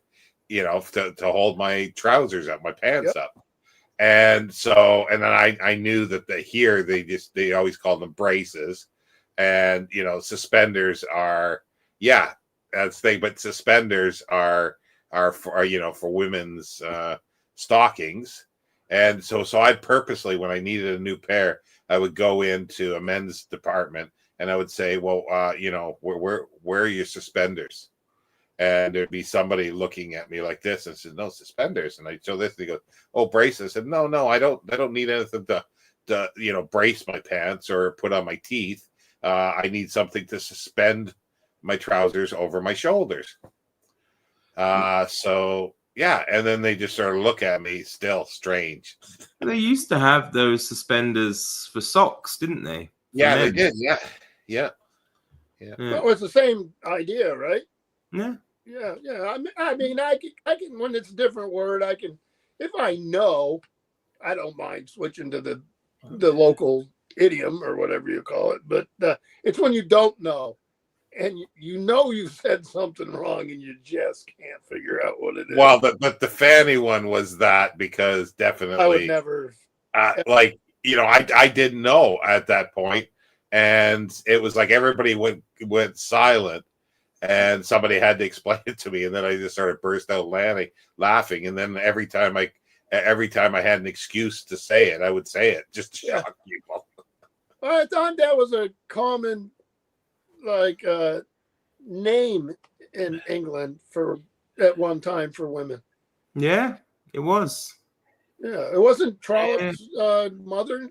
Wasn't a lot of people had Aunt Fannies and things like that. Like my Aunt Fanny. Yeah. Well, you've also got Dick, haven't you?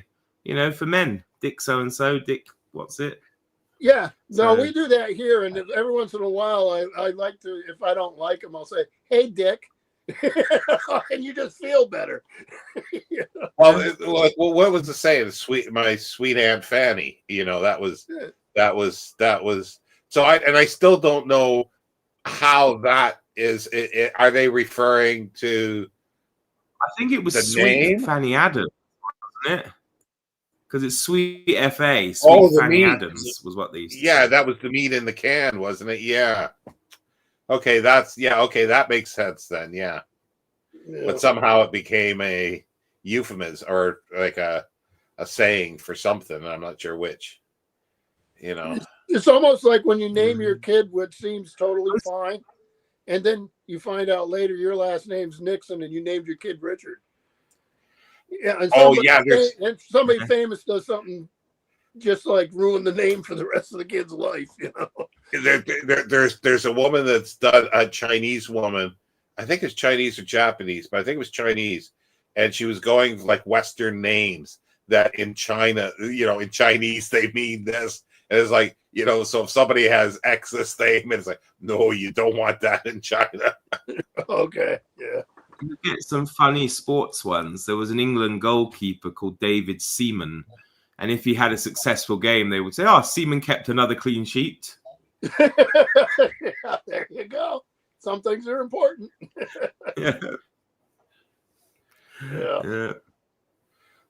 Just a few comments here. Just going. Alex saying hi to Jenny. Jenny says, "Hey, Alex. Been a while. How are you?" Oh, no, huge conversation now going on here, I guess. Liminal spaces, fanny pack versus bum bag. Yeah. In Czech, it's actually called a kidney bag. So that actually makes sense. Yeah. Well, did you wear it on the side? So I guess. I guess. Yeah, that's fine. In Scotland, what's this here? Scotland fanny is a name as well as any way to call someone an idiot. Oh boy. Okay. I remember visiting Mary Rose back in the 1990s when it had sprayed a continuous circulation to help preserve it. Okay. Yeah, I didn't know it was in Portsmouth. That was the thing. I never actually knew where it was. He's reading the earlier chat. Like a ghost ship. It was stunning. I'd love to see it.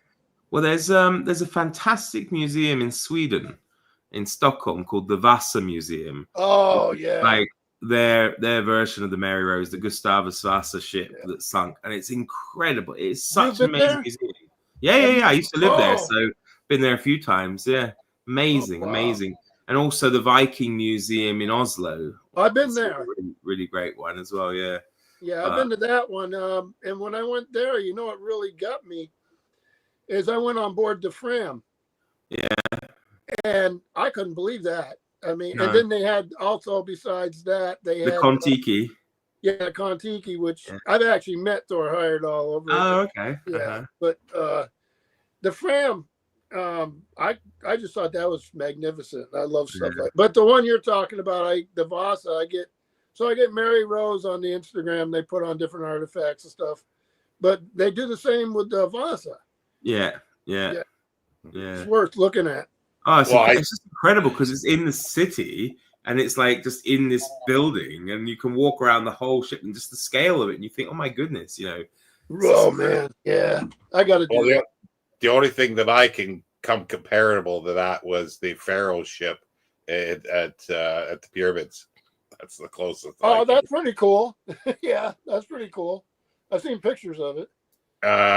Getting back to more important talk from cricket commentary, the bowlers holding the batsman's willy.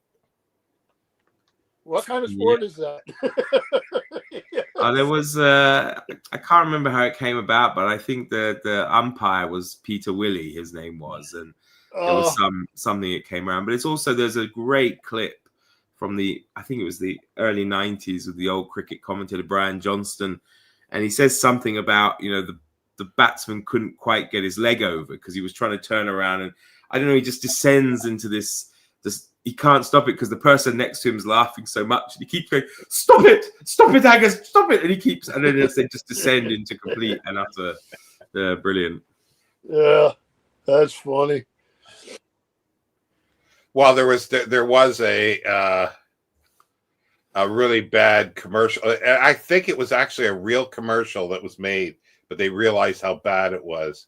It was something to do with Gaviscon, and they were sort of like it basically was saying that Gaviscon, like to soothe the burning of something in your mouth as well. It's like a fireman coming in your mouth or something like that.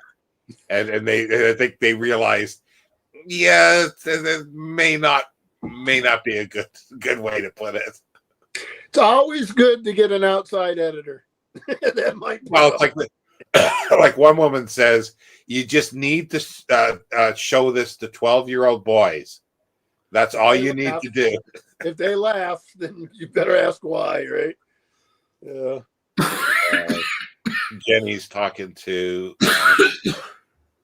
Alex here. Good, just working and clearing out my grand's house. I need more reading time. Reading time's always at a premium, isn't it?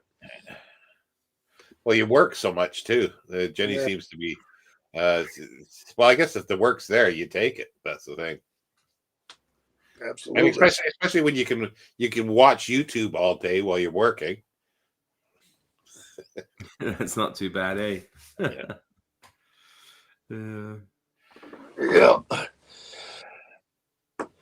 So we can need to. Well, that's the thing. Jason needs to come over with you, Mark, and Mark needs to. You said you're going to be here in July, aren't you? Yeah, I think so. Hopefully, yeah. So that would be a big meetup. That'd be pretty cool. Yeah, we all meet in Portsmouth. So we get Sean to Portsmouth, right? Yeah. Yeah. They have a train.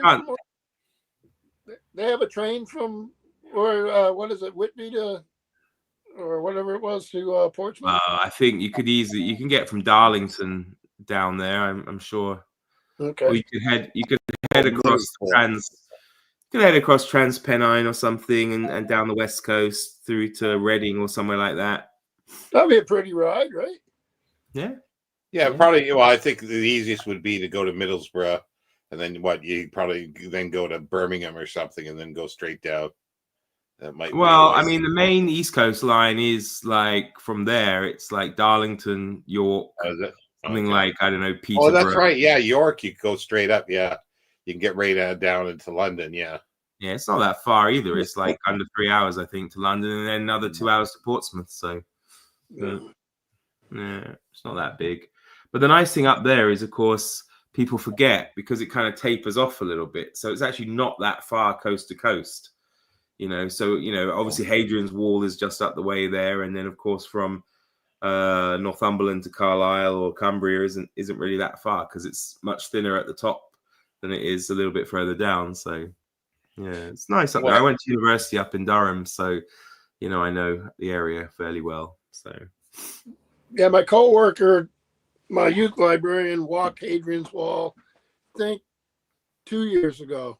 Yeah. And she'd hike, but because it was, I think, post-COVID, she had to have a cell phone, so she had to call. And they had to prepare each place when she was going. They knew she was coming, but she had to say when she was getting close. And she walked a lot of it. I think that was the year, isn't that?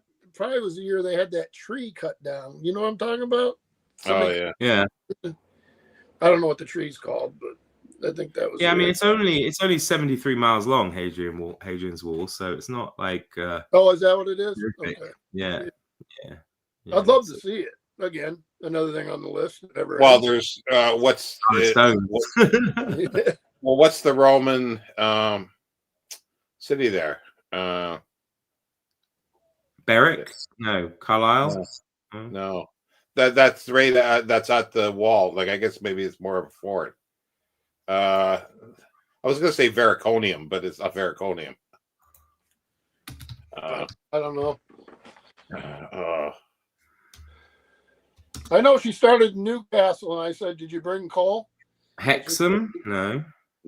Hostes, Vercovicium. Yeah.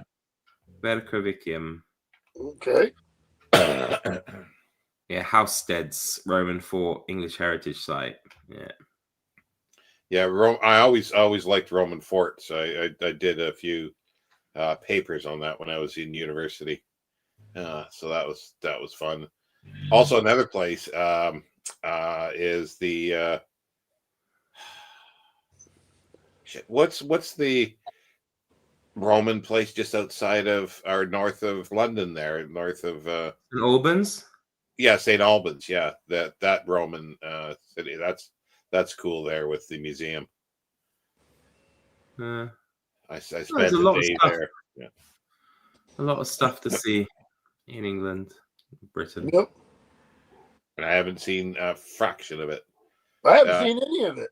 Well, no, that's not true. I've been to the Hebrides and all that when I was in the Coast Guard. But I mean, one of my favorite places is, again, you would combine it with Portsmouth, I guess, would be visiting Winchester and Winchester Cathedral, because you have suspended around like the interior, you have these crates, and in the crates are the old Saxon kings of Wessex.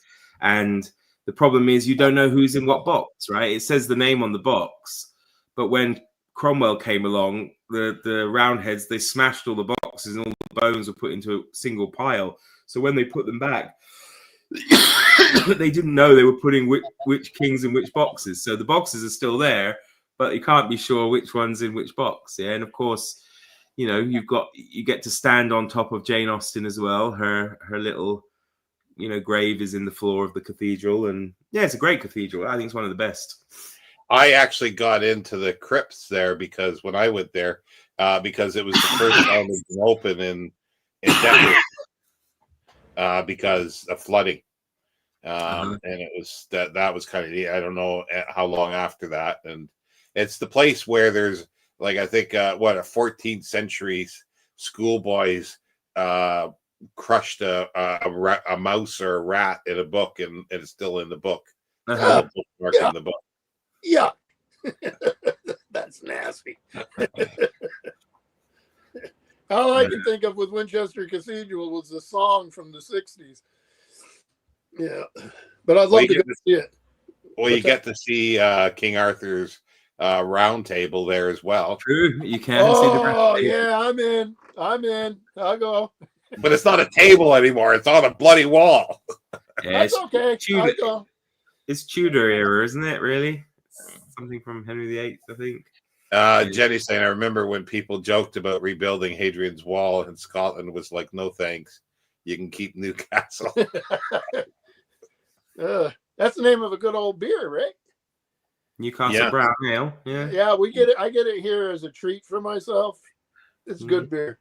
I wonder if it's. I'd love to taste it or have it on tap, and I don't know if they do that anywhere. I wonder. It's probably just. But you'd think somewhere where it's brewed. Is it Newcastle where they brew it? I have no idea, but it was. Think you'd think a local pub would have it on tap. You know. The problem we have here is that they always used to have the big bottles. You know, and which I love, but I don't know what is going on. I got a guess of what's going on. And now all they are is, and they're still expensive because, of course, they're not from here, but they got small cans. And there's just something takes the fun out of it. You know what I mean? When you're going to have a beer from another country, you like it to be bottled the same way and look the same way. Otherwise, you're missing half the fun, I think. Yeah, I want to go. Is it Newcastle? No, or is it? Where is the Jerusalem pub? That's what it's called. The oldest one in the UK here. I think it's called the Jerusalem pub, isn't it? Isn't there a couple of them that argue with each other about who's really the oldest? Yeah, but it's got caves. That's where they in behind. Oh, that's cool. Well, according to this, the oldest pub is Bingley Arms in Bardsley, Leeds. Yeah, I've heard that before. Yeah. What's the Jerusalem pub? Am I thinking of the right place?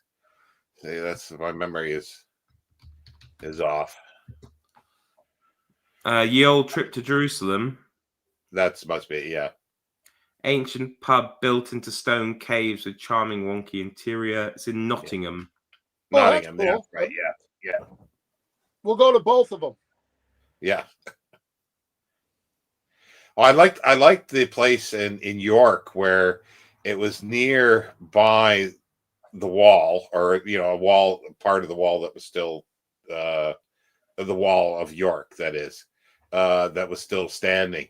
And it was a small pub, and on the ceiling, instead of like ceiling tiles, they had like old doors, and it was just cut and fit up on the thing. There was no music in there. There was no TV, nothing like that. And they had something like 50 some different types of cider, that you could sample. And then the woman, she says, "Oh, would you like to try some dry cider?" And I said, "Yeah." Like my cheek, I've never had anything so dry. I remember being in a, I think, 14th century pub in Southampton, and it had really wonky floors. Yeah, and they cut the table legs and chair legs to fit the gradient of the floor, so it's really weird, So it's like, my house is like that. Yeah. York has, I think it was York, but there was somewhere where I went for a restaurant, and on the upper floor, it's like I was sitting at the one end, and I was eye level from the other end of the room with people's feet. Like that's how wonky it was. Yeah, my wife is actually almost as tall as I am. If she's on one side of the kitchen, we're both on the same side. She comes up to my shoulder, But that's because of age, right? We've reinforced everything, and I mean, I've seen that. We want to drive the dog nuts. Take a marble or a ball and just place it on the floor. It'll start doing this stuff. Dog loves it. Yeah. I really love that. Southampton. I sorry. The Red Lion in Southampton. I was just looking it up. I was curious. Yeah, the pub in that I was talking about. I should have looked it up. I can't remember the. Well, it's not a pub. It was a hotel in Stratford upon Avon, which was really nice. It had the stones, the like stone slabs on the floors, and it was really drafty as well in that part. But it was where, what's her name? The author, it's Mary Curie, I think it is, or Curie. What's her name? Corelli. Corelli, yes. She used to write in there, and I ensconce myself there every day when it was raining when I was there over Christmas. Who is she? I don't know her. A really prolific writer, sort of in the 19th century. Oh, okay. I've never heard of her. A bit dry, but I've enjoyed the few things I've read of hers. Okay. Yep. But I can't remember the name of the place. I think it starts with F, but I can't remember now.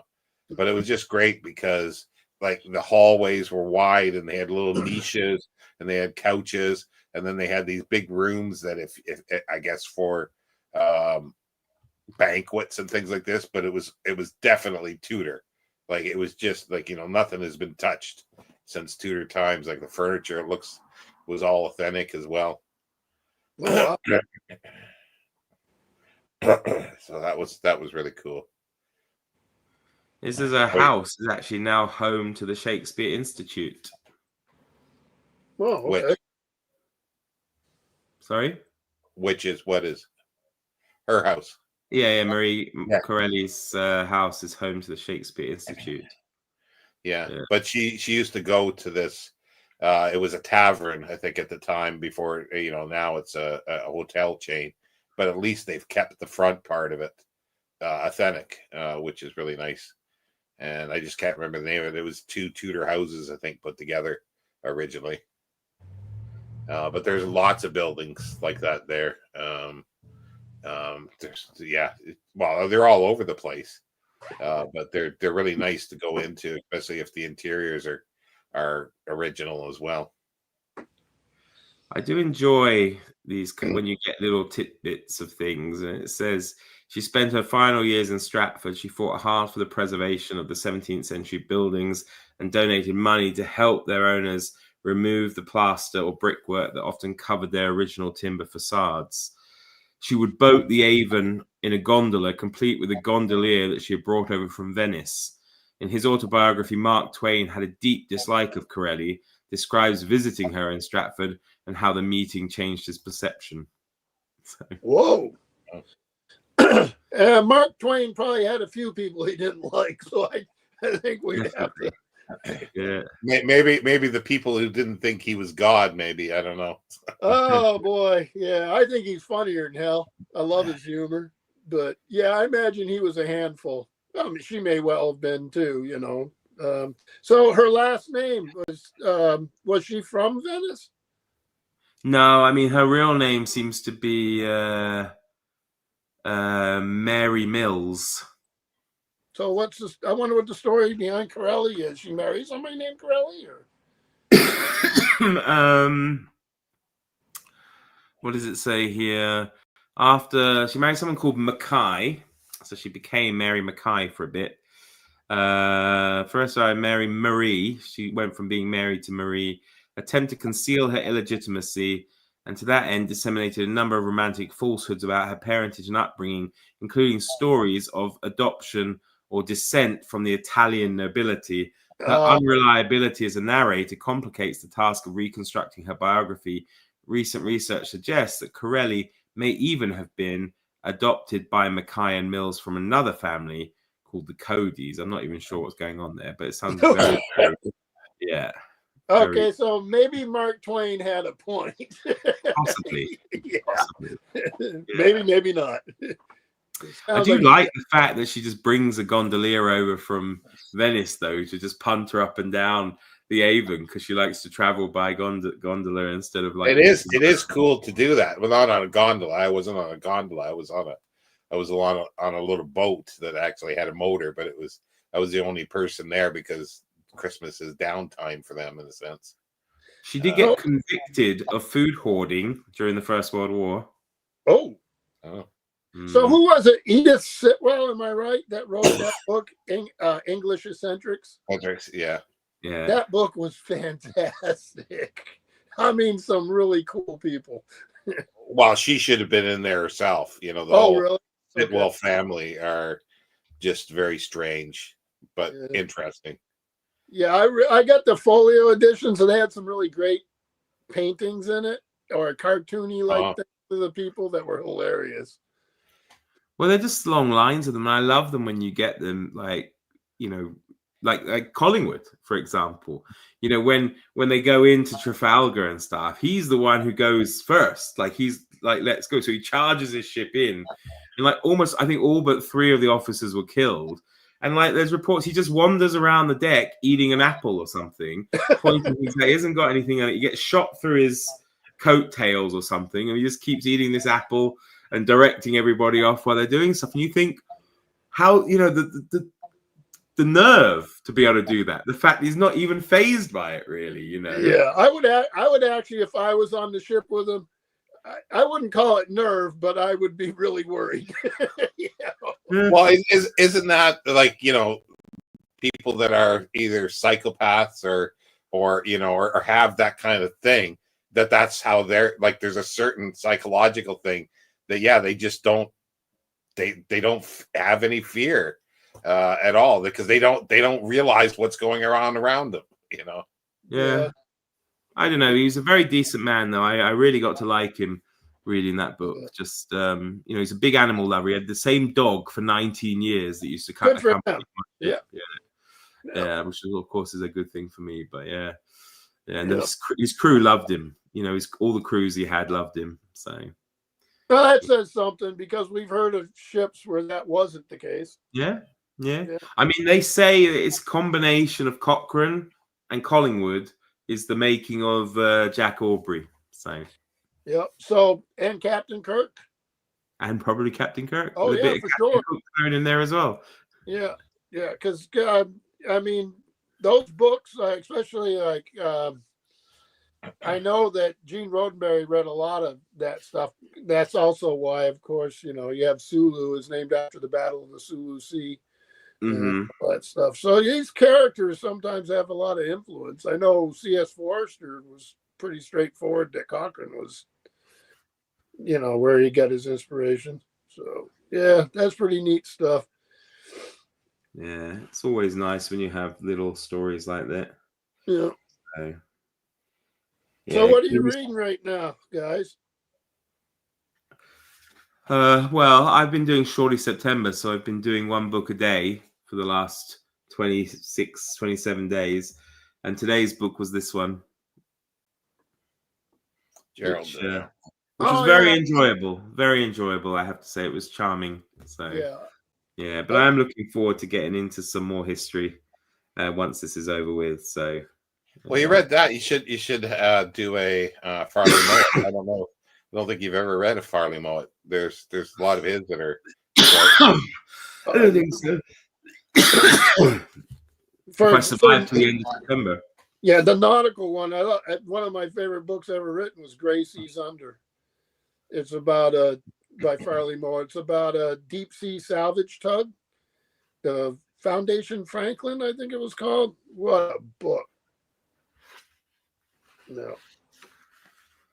Yeah, I like this stuff. Well, he would definitely like he was actually barred from going into the U.S. He would definitely be barred now from going into the US. My God. Yeah. He was barred for, you know, and he was, I mean, I read some of his Arctic stuff where he's, what was it, People of the Deer, in a whale for the killing.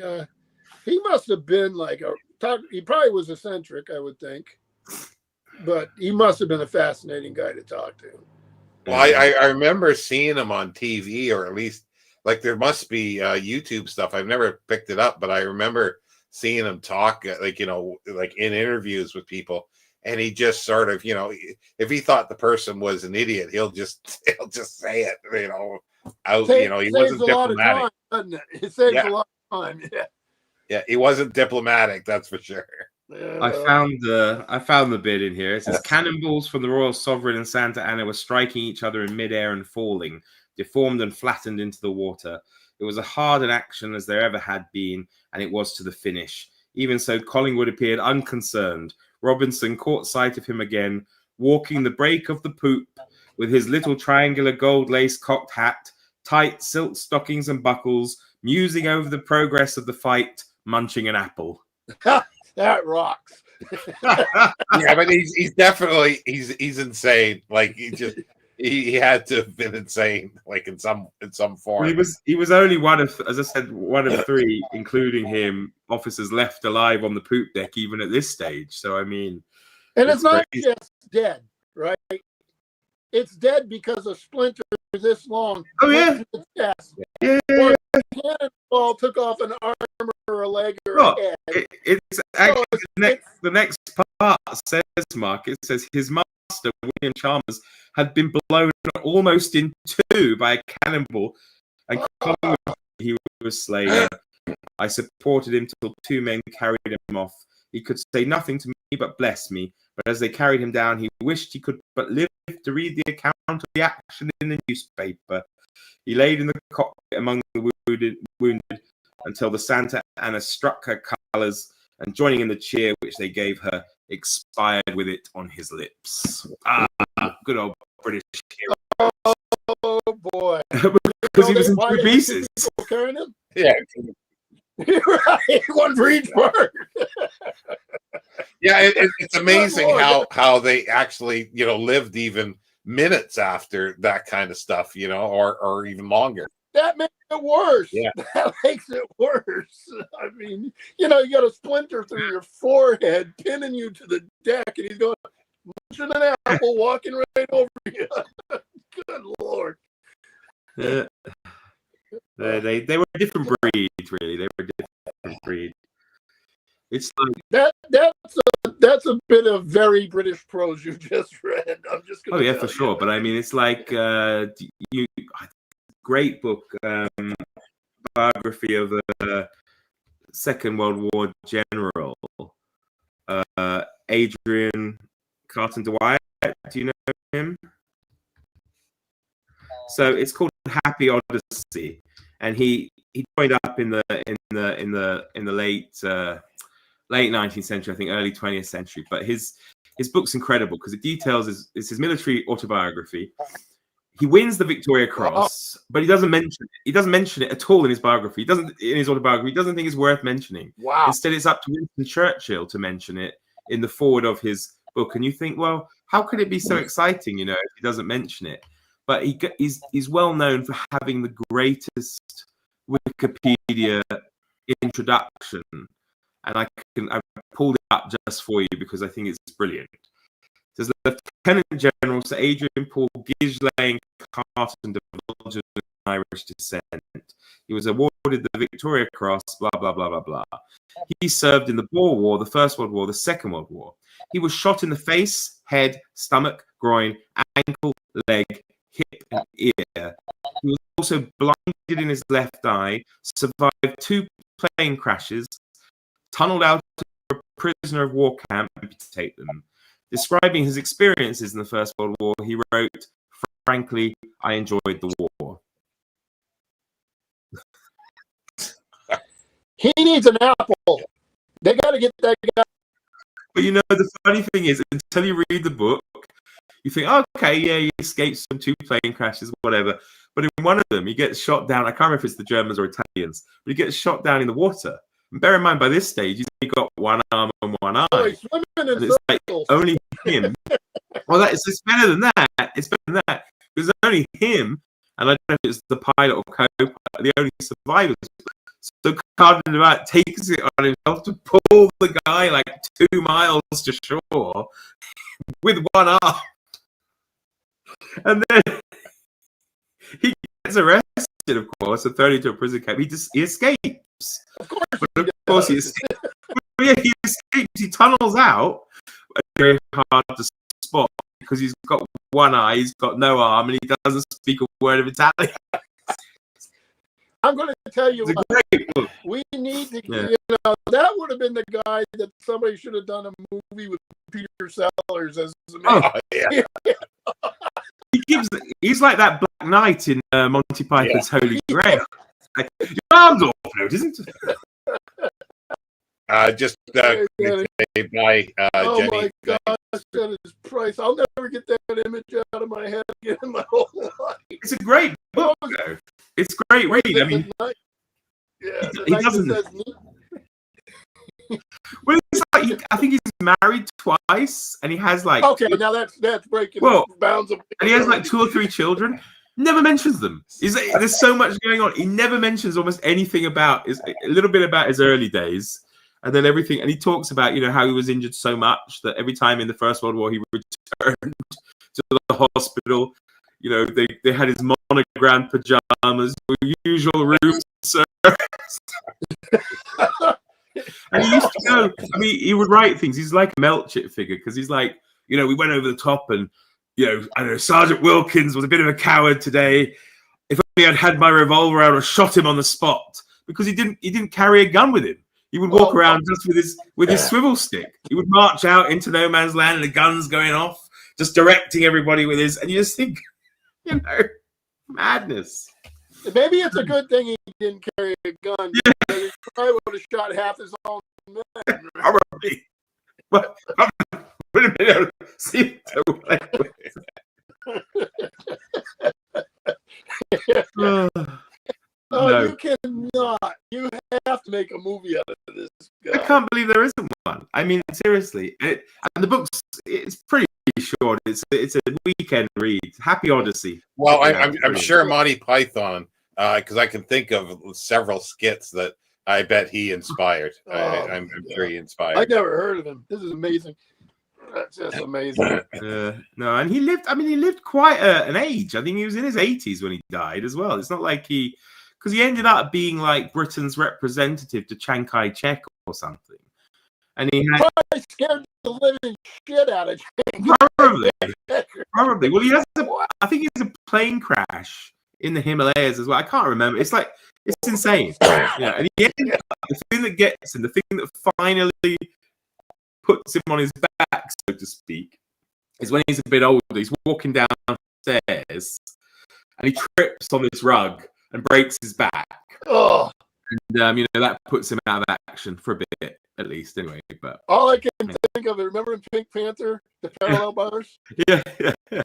He just disappears because he goes downstairs. He just mounts on the wrong side. Yeah, that's this guy. You imagine being an airline pilot? Oh, wait a minute, General so-and-so is coming on your plane. I'd be like, no, he's not getting on my plane.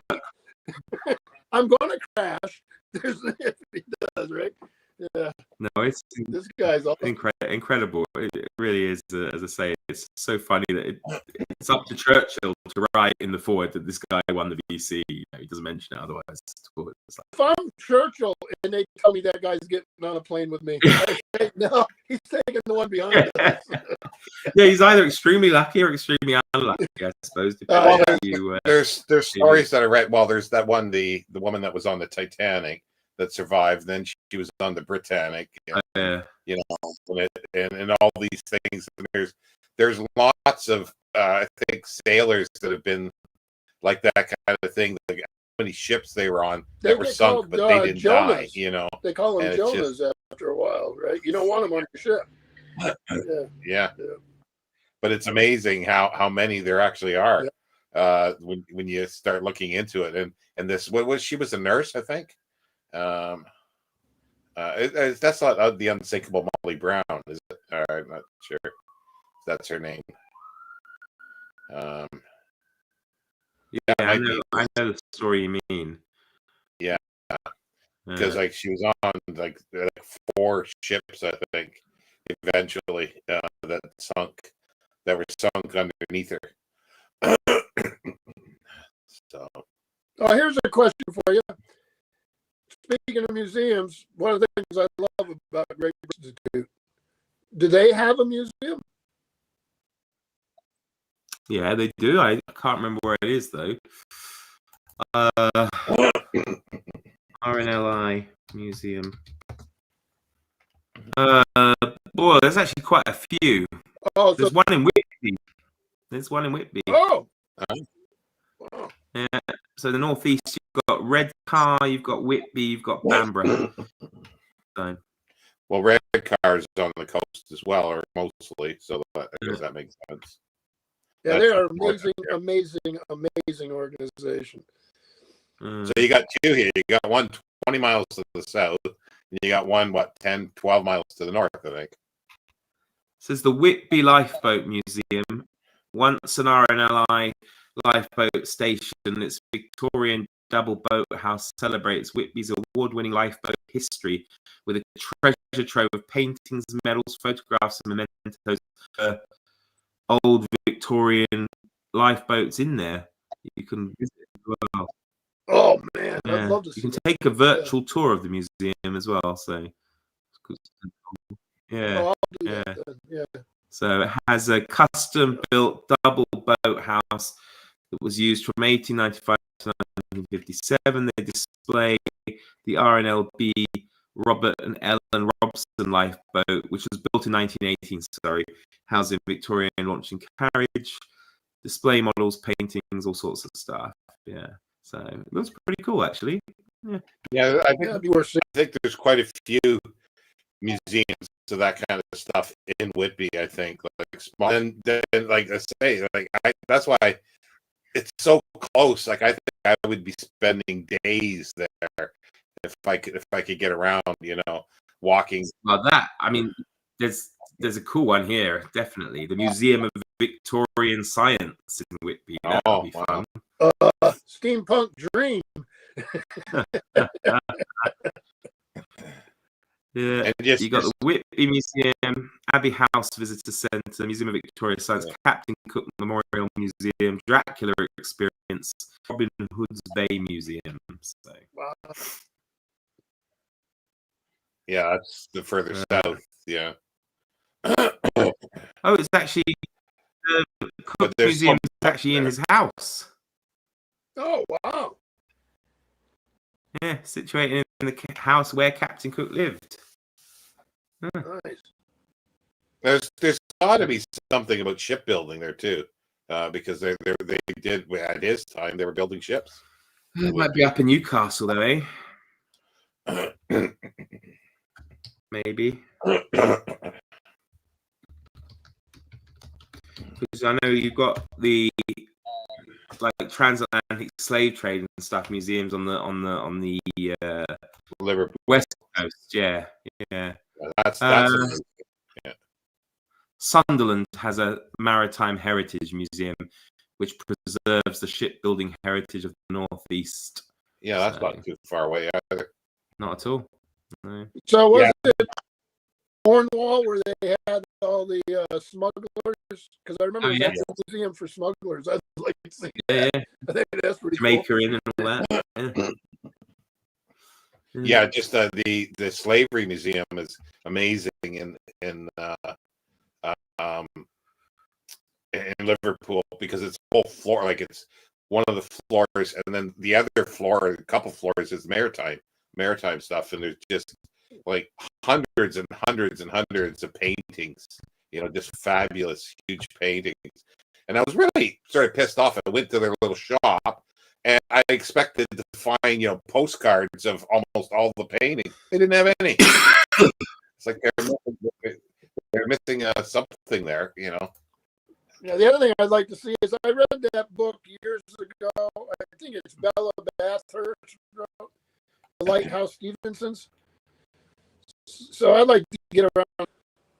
Some of them, of course, are too remote for you to probably comfortably get there. But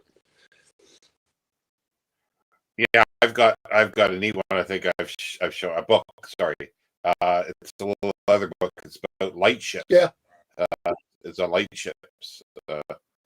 Yeah, I spent a night on the Nantucket Lightship back in the early '80s, and I was sitting there talking to them. We're off Massachusetts and all that, obviously. And then the guy goes to me, every freighter, tanker, everything, they actually use us to hone in on. To take the rest of the night, I'm sitting there thinking about that. Wait a minute, they're aiming for us?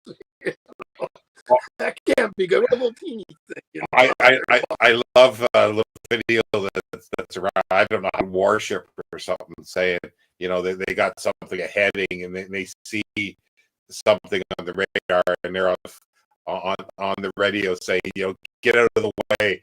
We're move or change your direction.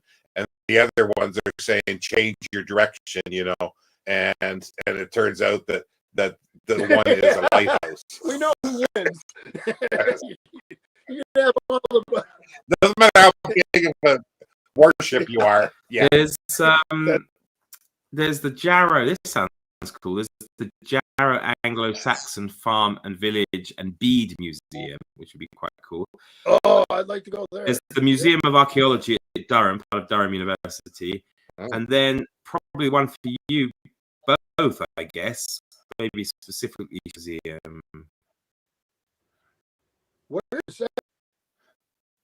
The Museum of Classic Liverpool? Science Fiction is in Allendale Town, Northumberland, England. It houses a collection of more than 200 props, costumes, artworks from a number of classic to mid to late 20th century science fiction franchises and other stuff. Never heard of it. No. Yeah. Well, it only opened in 2018, so. Okay. So That's quite cool, because I know University of Liverpool, they have a huge collection of material, like that's where Wyndham papers are, and Foundation is there as well, their library and so forth.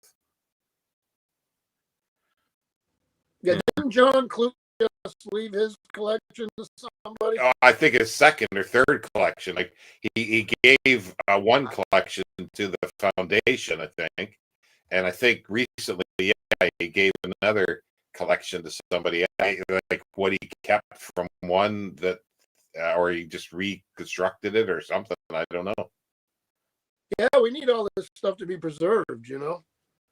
Yeah, it's like Mike Ashley too is another one. He's at a thing, and I think he had a huge, but I think he was selling a lot of it, I think, off, but he wasn't a collector as such, or isn't a collector. He's a working guy. Yeah, yeah. Is that Rick So Astley? the material. Rick Astley.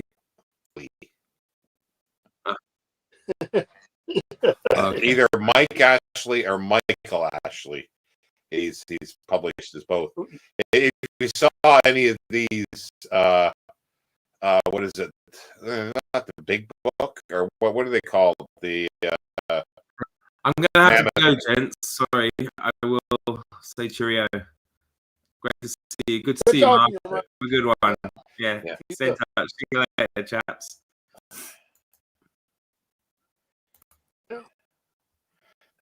And he's still here. He says he's going. Yeah, I can't leave. I don't know how to get out. Lock the door. Oh, that's nice having him hop on. That was pretty cool. Yeah. Yeah. All those. Yeah. I guess. Sorry. So I was just thinking all the places he was talking about. Yeah. Yeah, and that's the thing. I'm nearby a lot of stuff, and I want to be able to get to them. That's the thing. So that's why I need to push to get this. The injections, you know. Yep. And that's the one thing. So I'm waiting for the cardiologist report and all the nurses as well. Yeah. Come to my legs. So.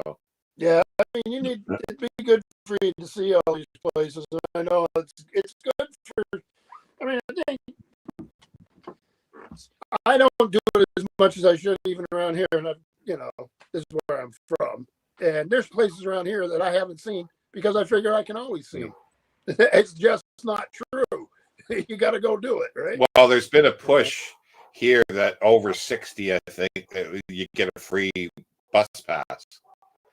And so, and I don't know but then again, depends on who gets in. If Raj we'll take you over here. Yeah. It's ridiculous. It's like anybody on indefinite leave to remain, he wants deported or go back on 5-year visas. It's like, and it's just playing to people. Anyway, so I don't want to talk about. Oh no, I avoid that. Yeah, that's why we have Voxer, right? Then we can get fired up about things. But yeah, no, I just think that, like, I'm a veteran, so I get it anyway. But after a certain age in Vermont, you get free passes at all the state parks, and all this stuff. And if you got your grandkids with you on some of that stuff, you can bring them. We have that free fishing day for children, trying to get kids out to. There's ways to encourage stuff. I think these little museums, people should encourage them by visiting them, and Well, I think, history, well, I think even the like just going by bus out here to Whitby is only like £2 something, I think. That's reasonable, yeah, and it's like, and that's the thing. I'd be going there a lot. Like that would be my place to head to, because it's only like 20 some miles. It's not even probably half an hour on the bus. right. With stops, and it's. But the thing is to get around. It's very hilly thing, and Is it? Yeah. like I don't even know if a scooter would really be sufficient for that.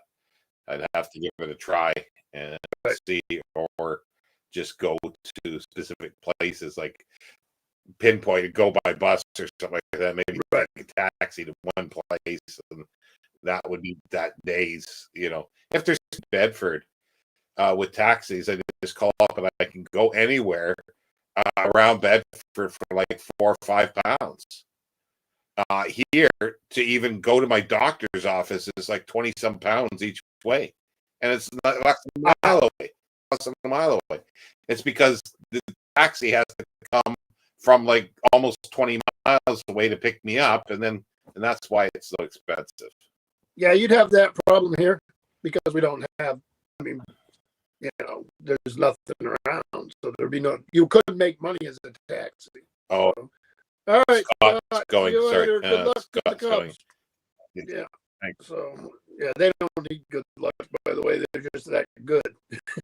My team needs luck. So yeah. So I probably ought to jump off here soon. Yeah, we've been on for 2 hours, so that's. Isn't it fun? It doesn't seem like 2 hours. Yeah. Nice having Mark jump on there. Technology, you just send him a link and there he is. Yeah. Yeah, it's pretty good. And like every Saturday, I want to try to do a live now. And so you can come back, and I'm hoping getting Scott. Like Scott's gone now, but I'm hoping to have Scott on in a week or two again, because we used to do the science fiction stuff. We talk about that, but I haven't read anything, so it's just, I don't have anything specifically to talk about from reading. Right. So just you get it on and you start. That's all right. That's fun. Definitely. But yeah, so everybody, thanks for stopping by, and I'll be back next Saturday, and hopefully with some videos, a couple things throughout the week as well, that as long as I don't have to use my brain too much, I can do.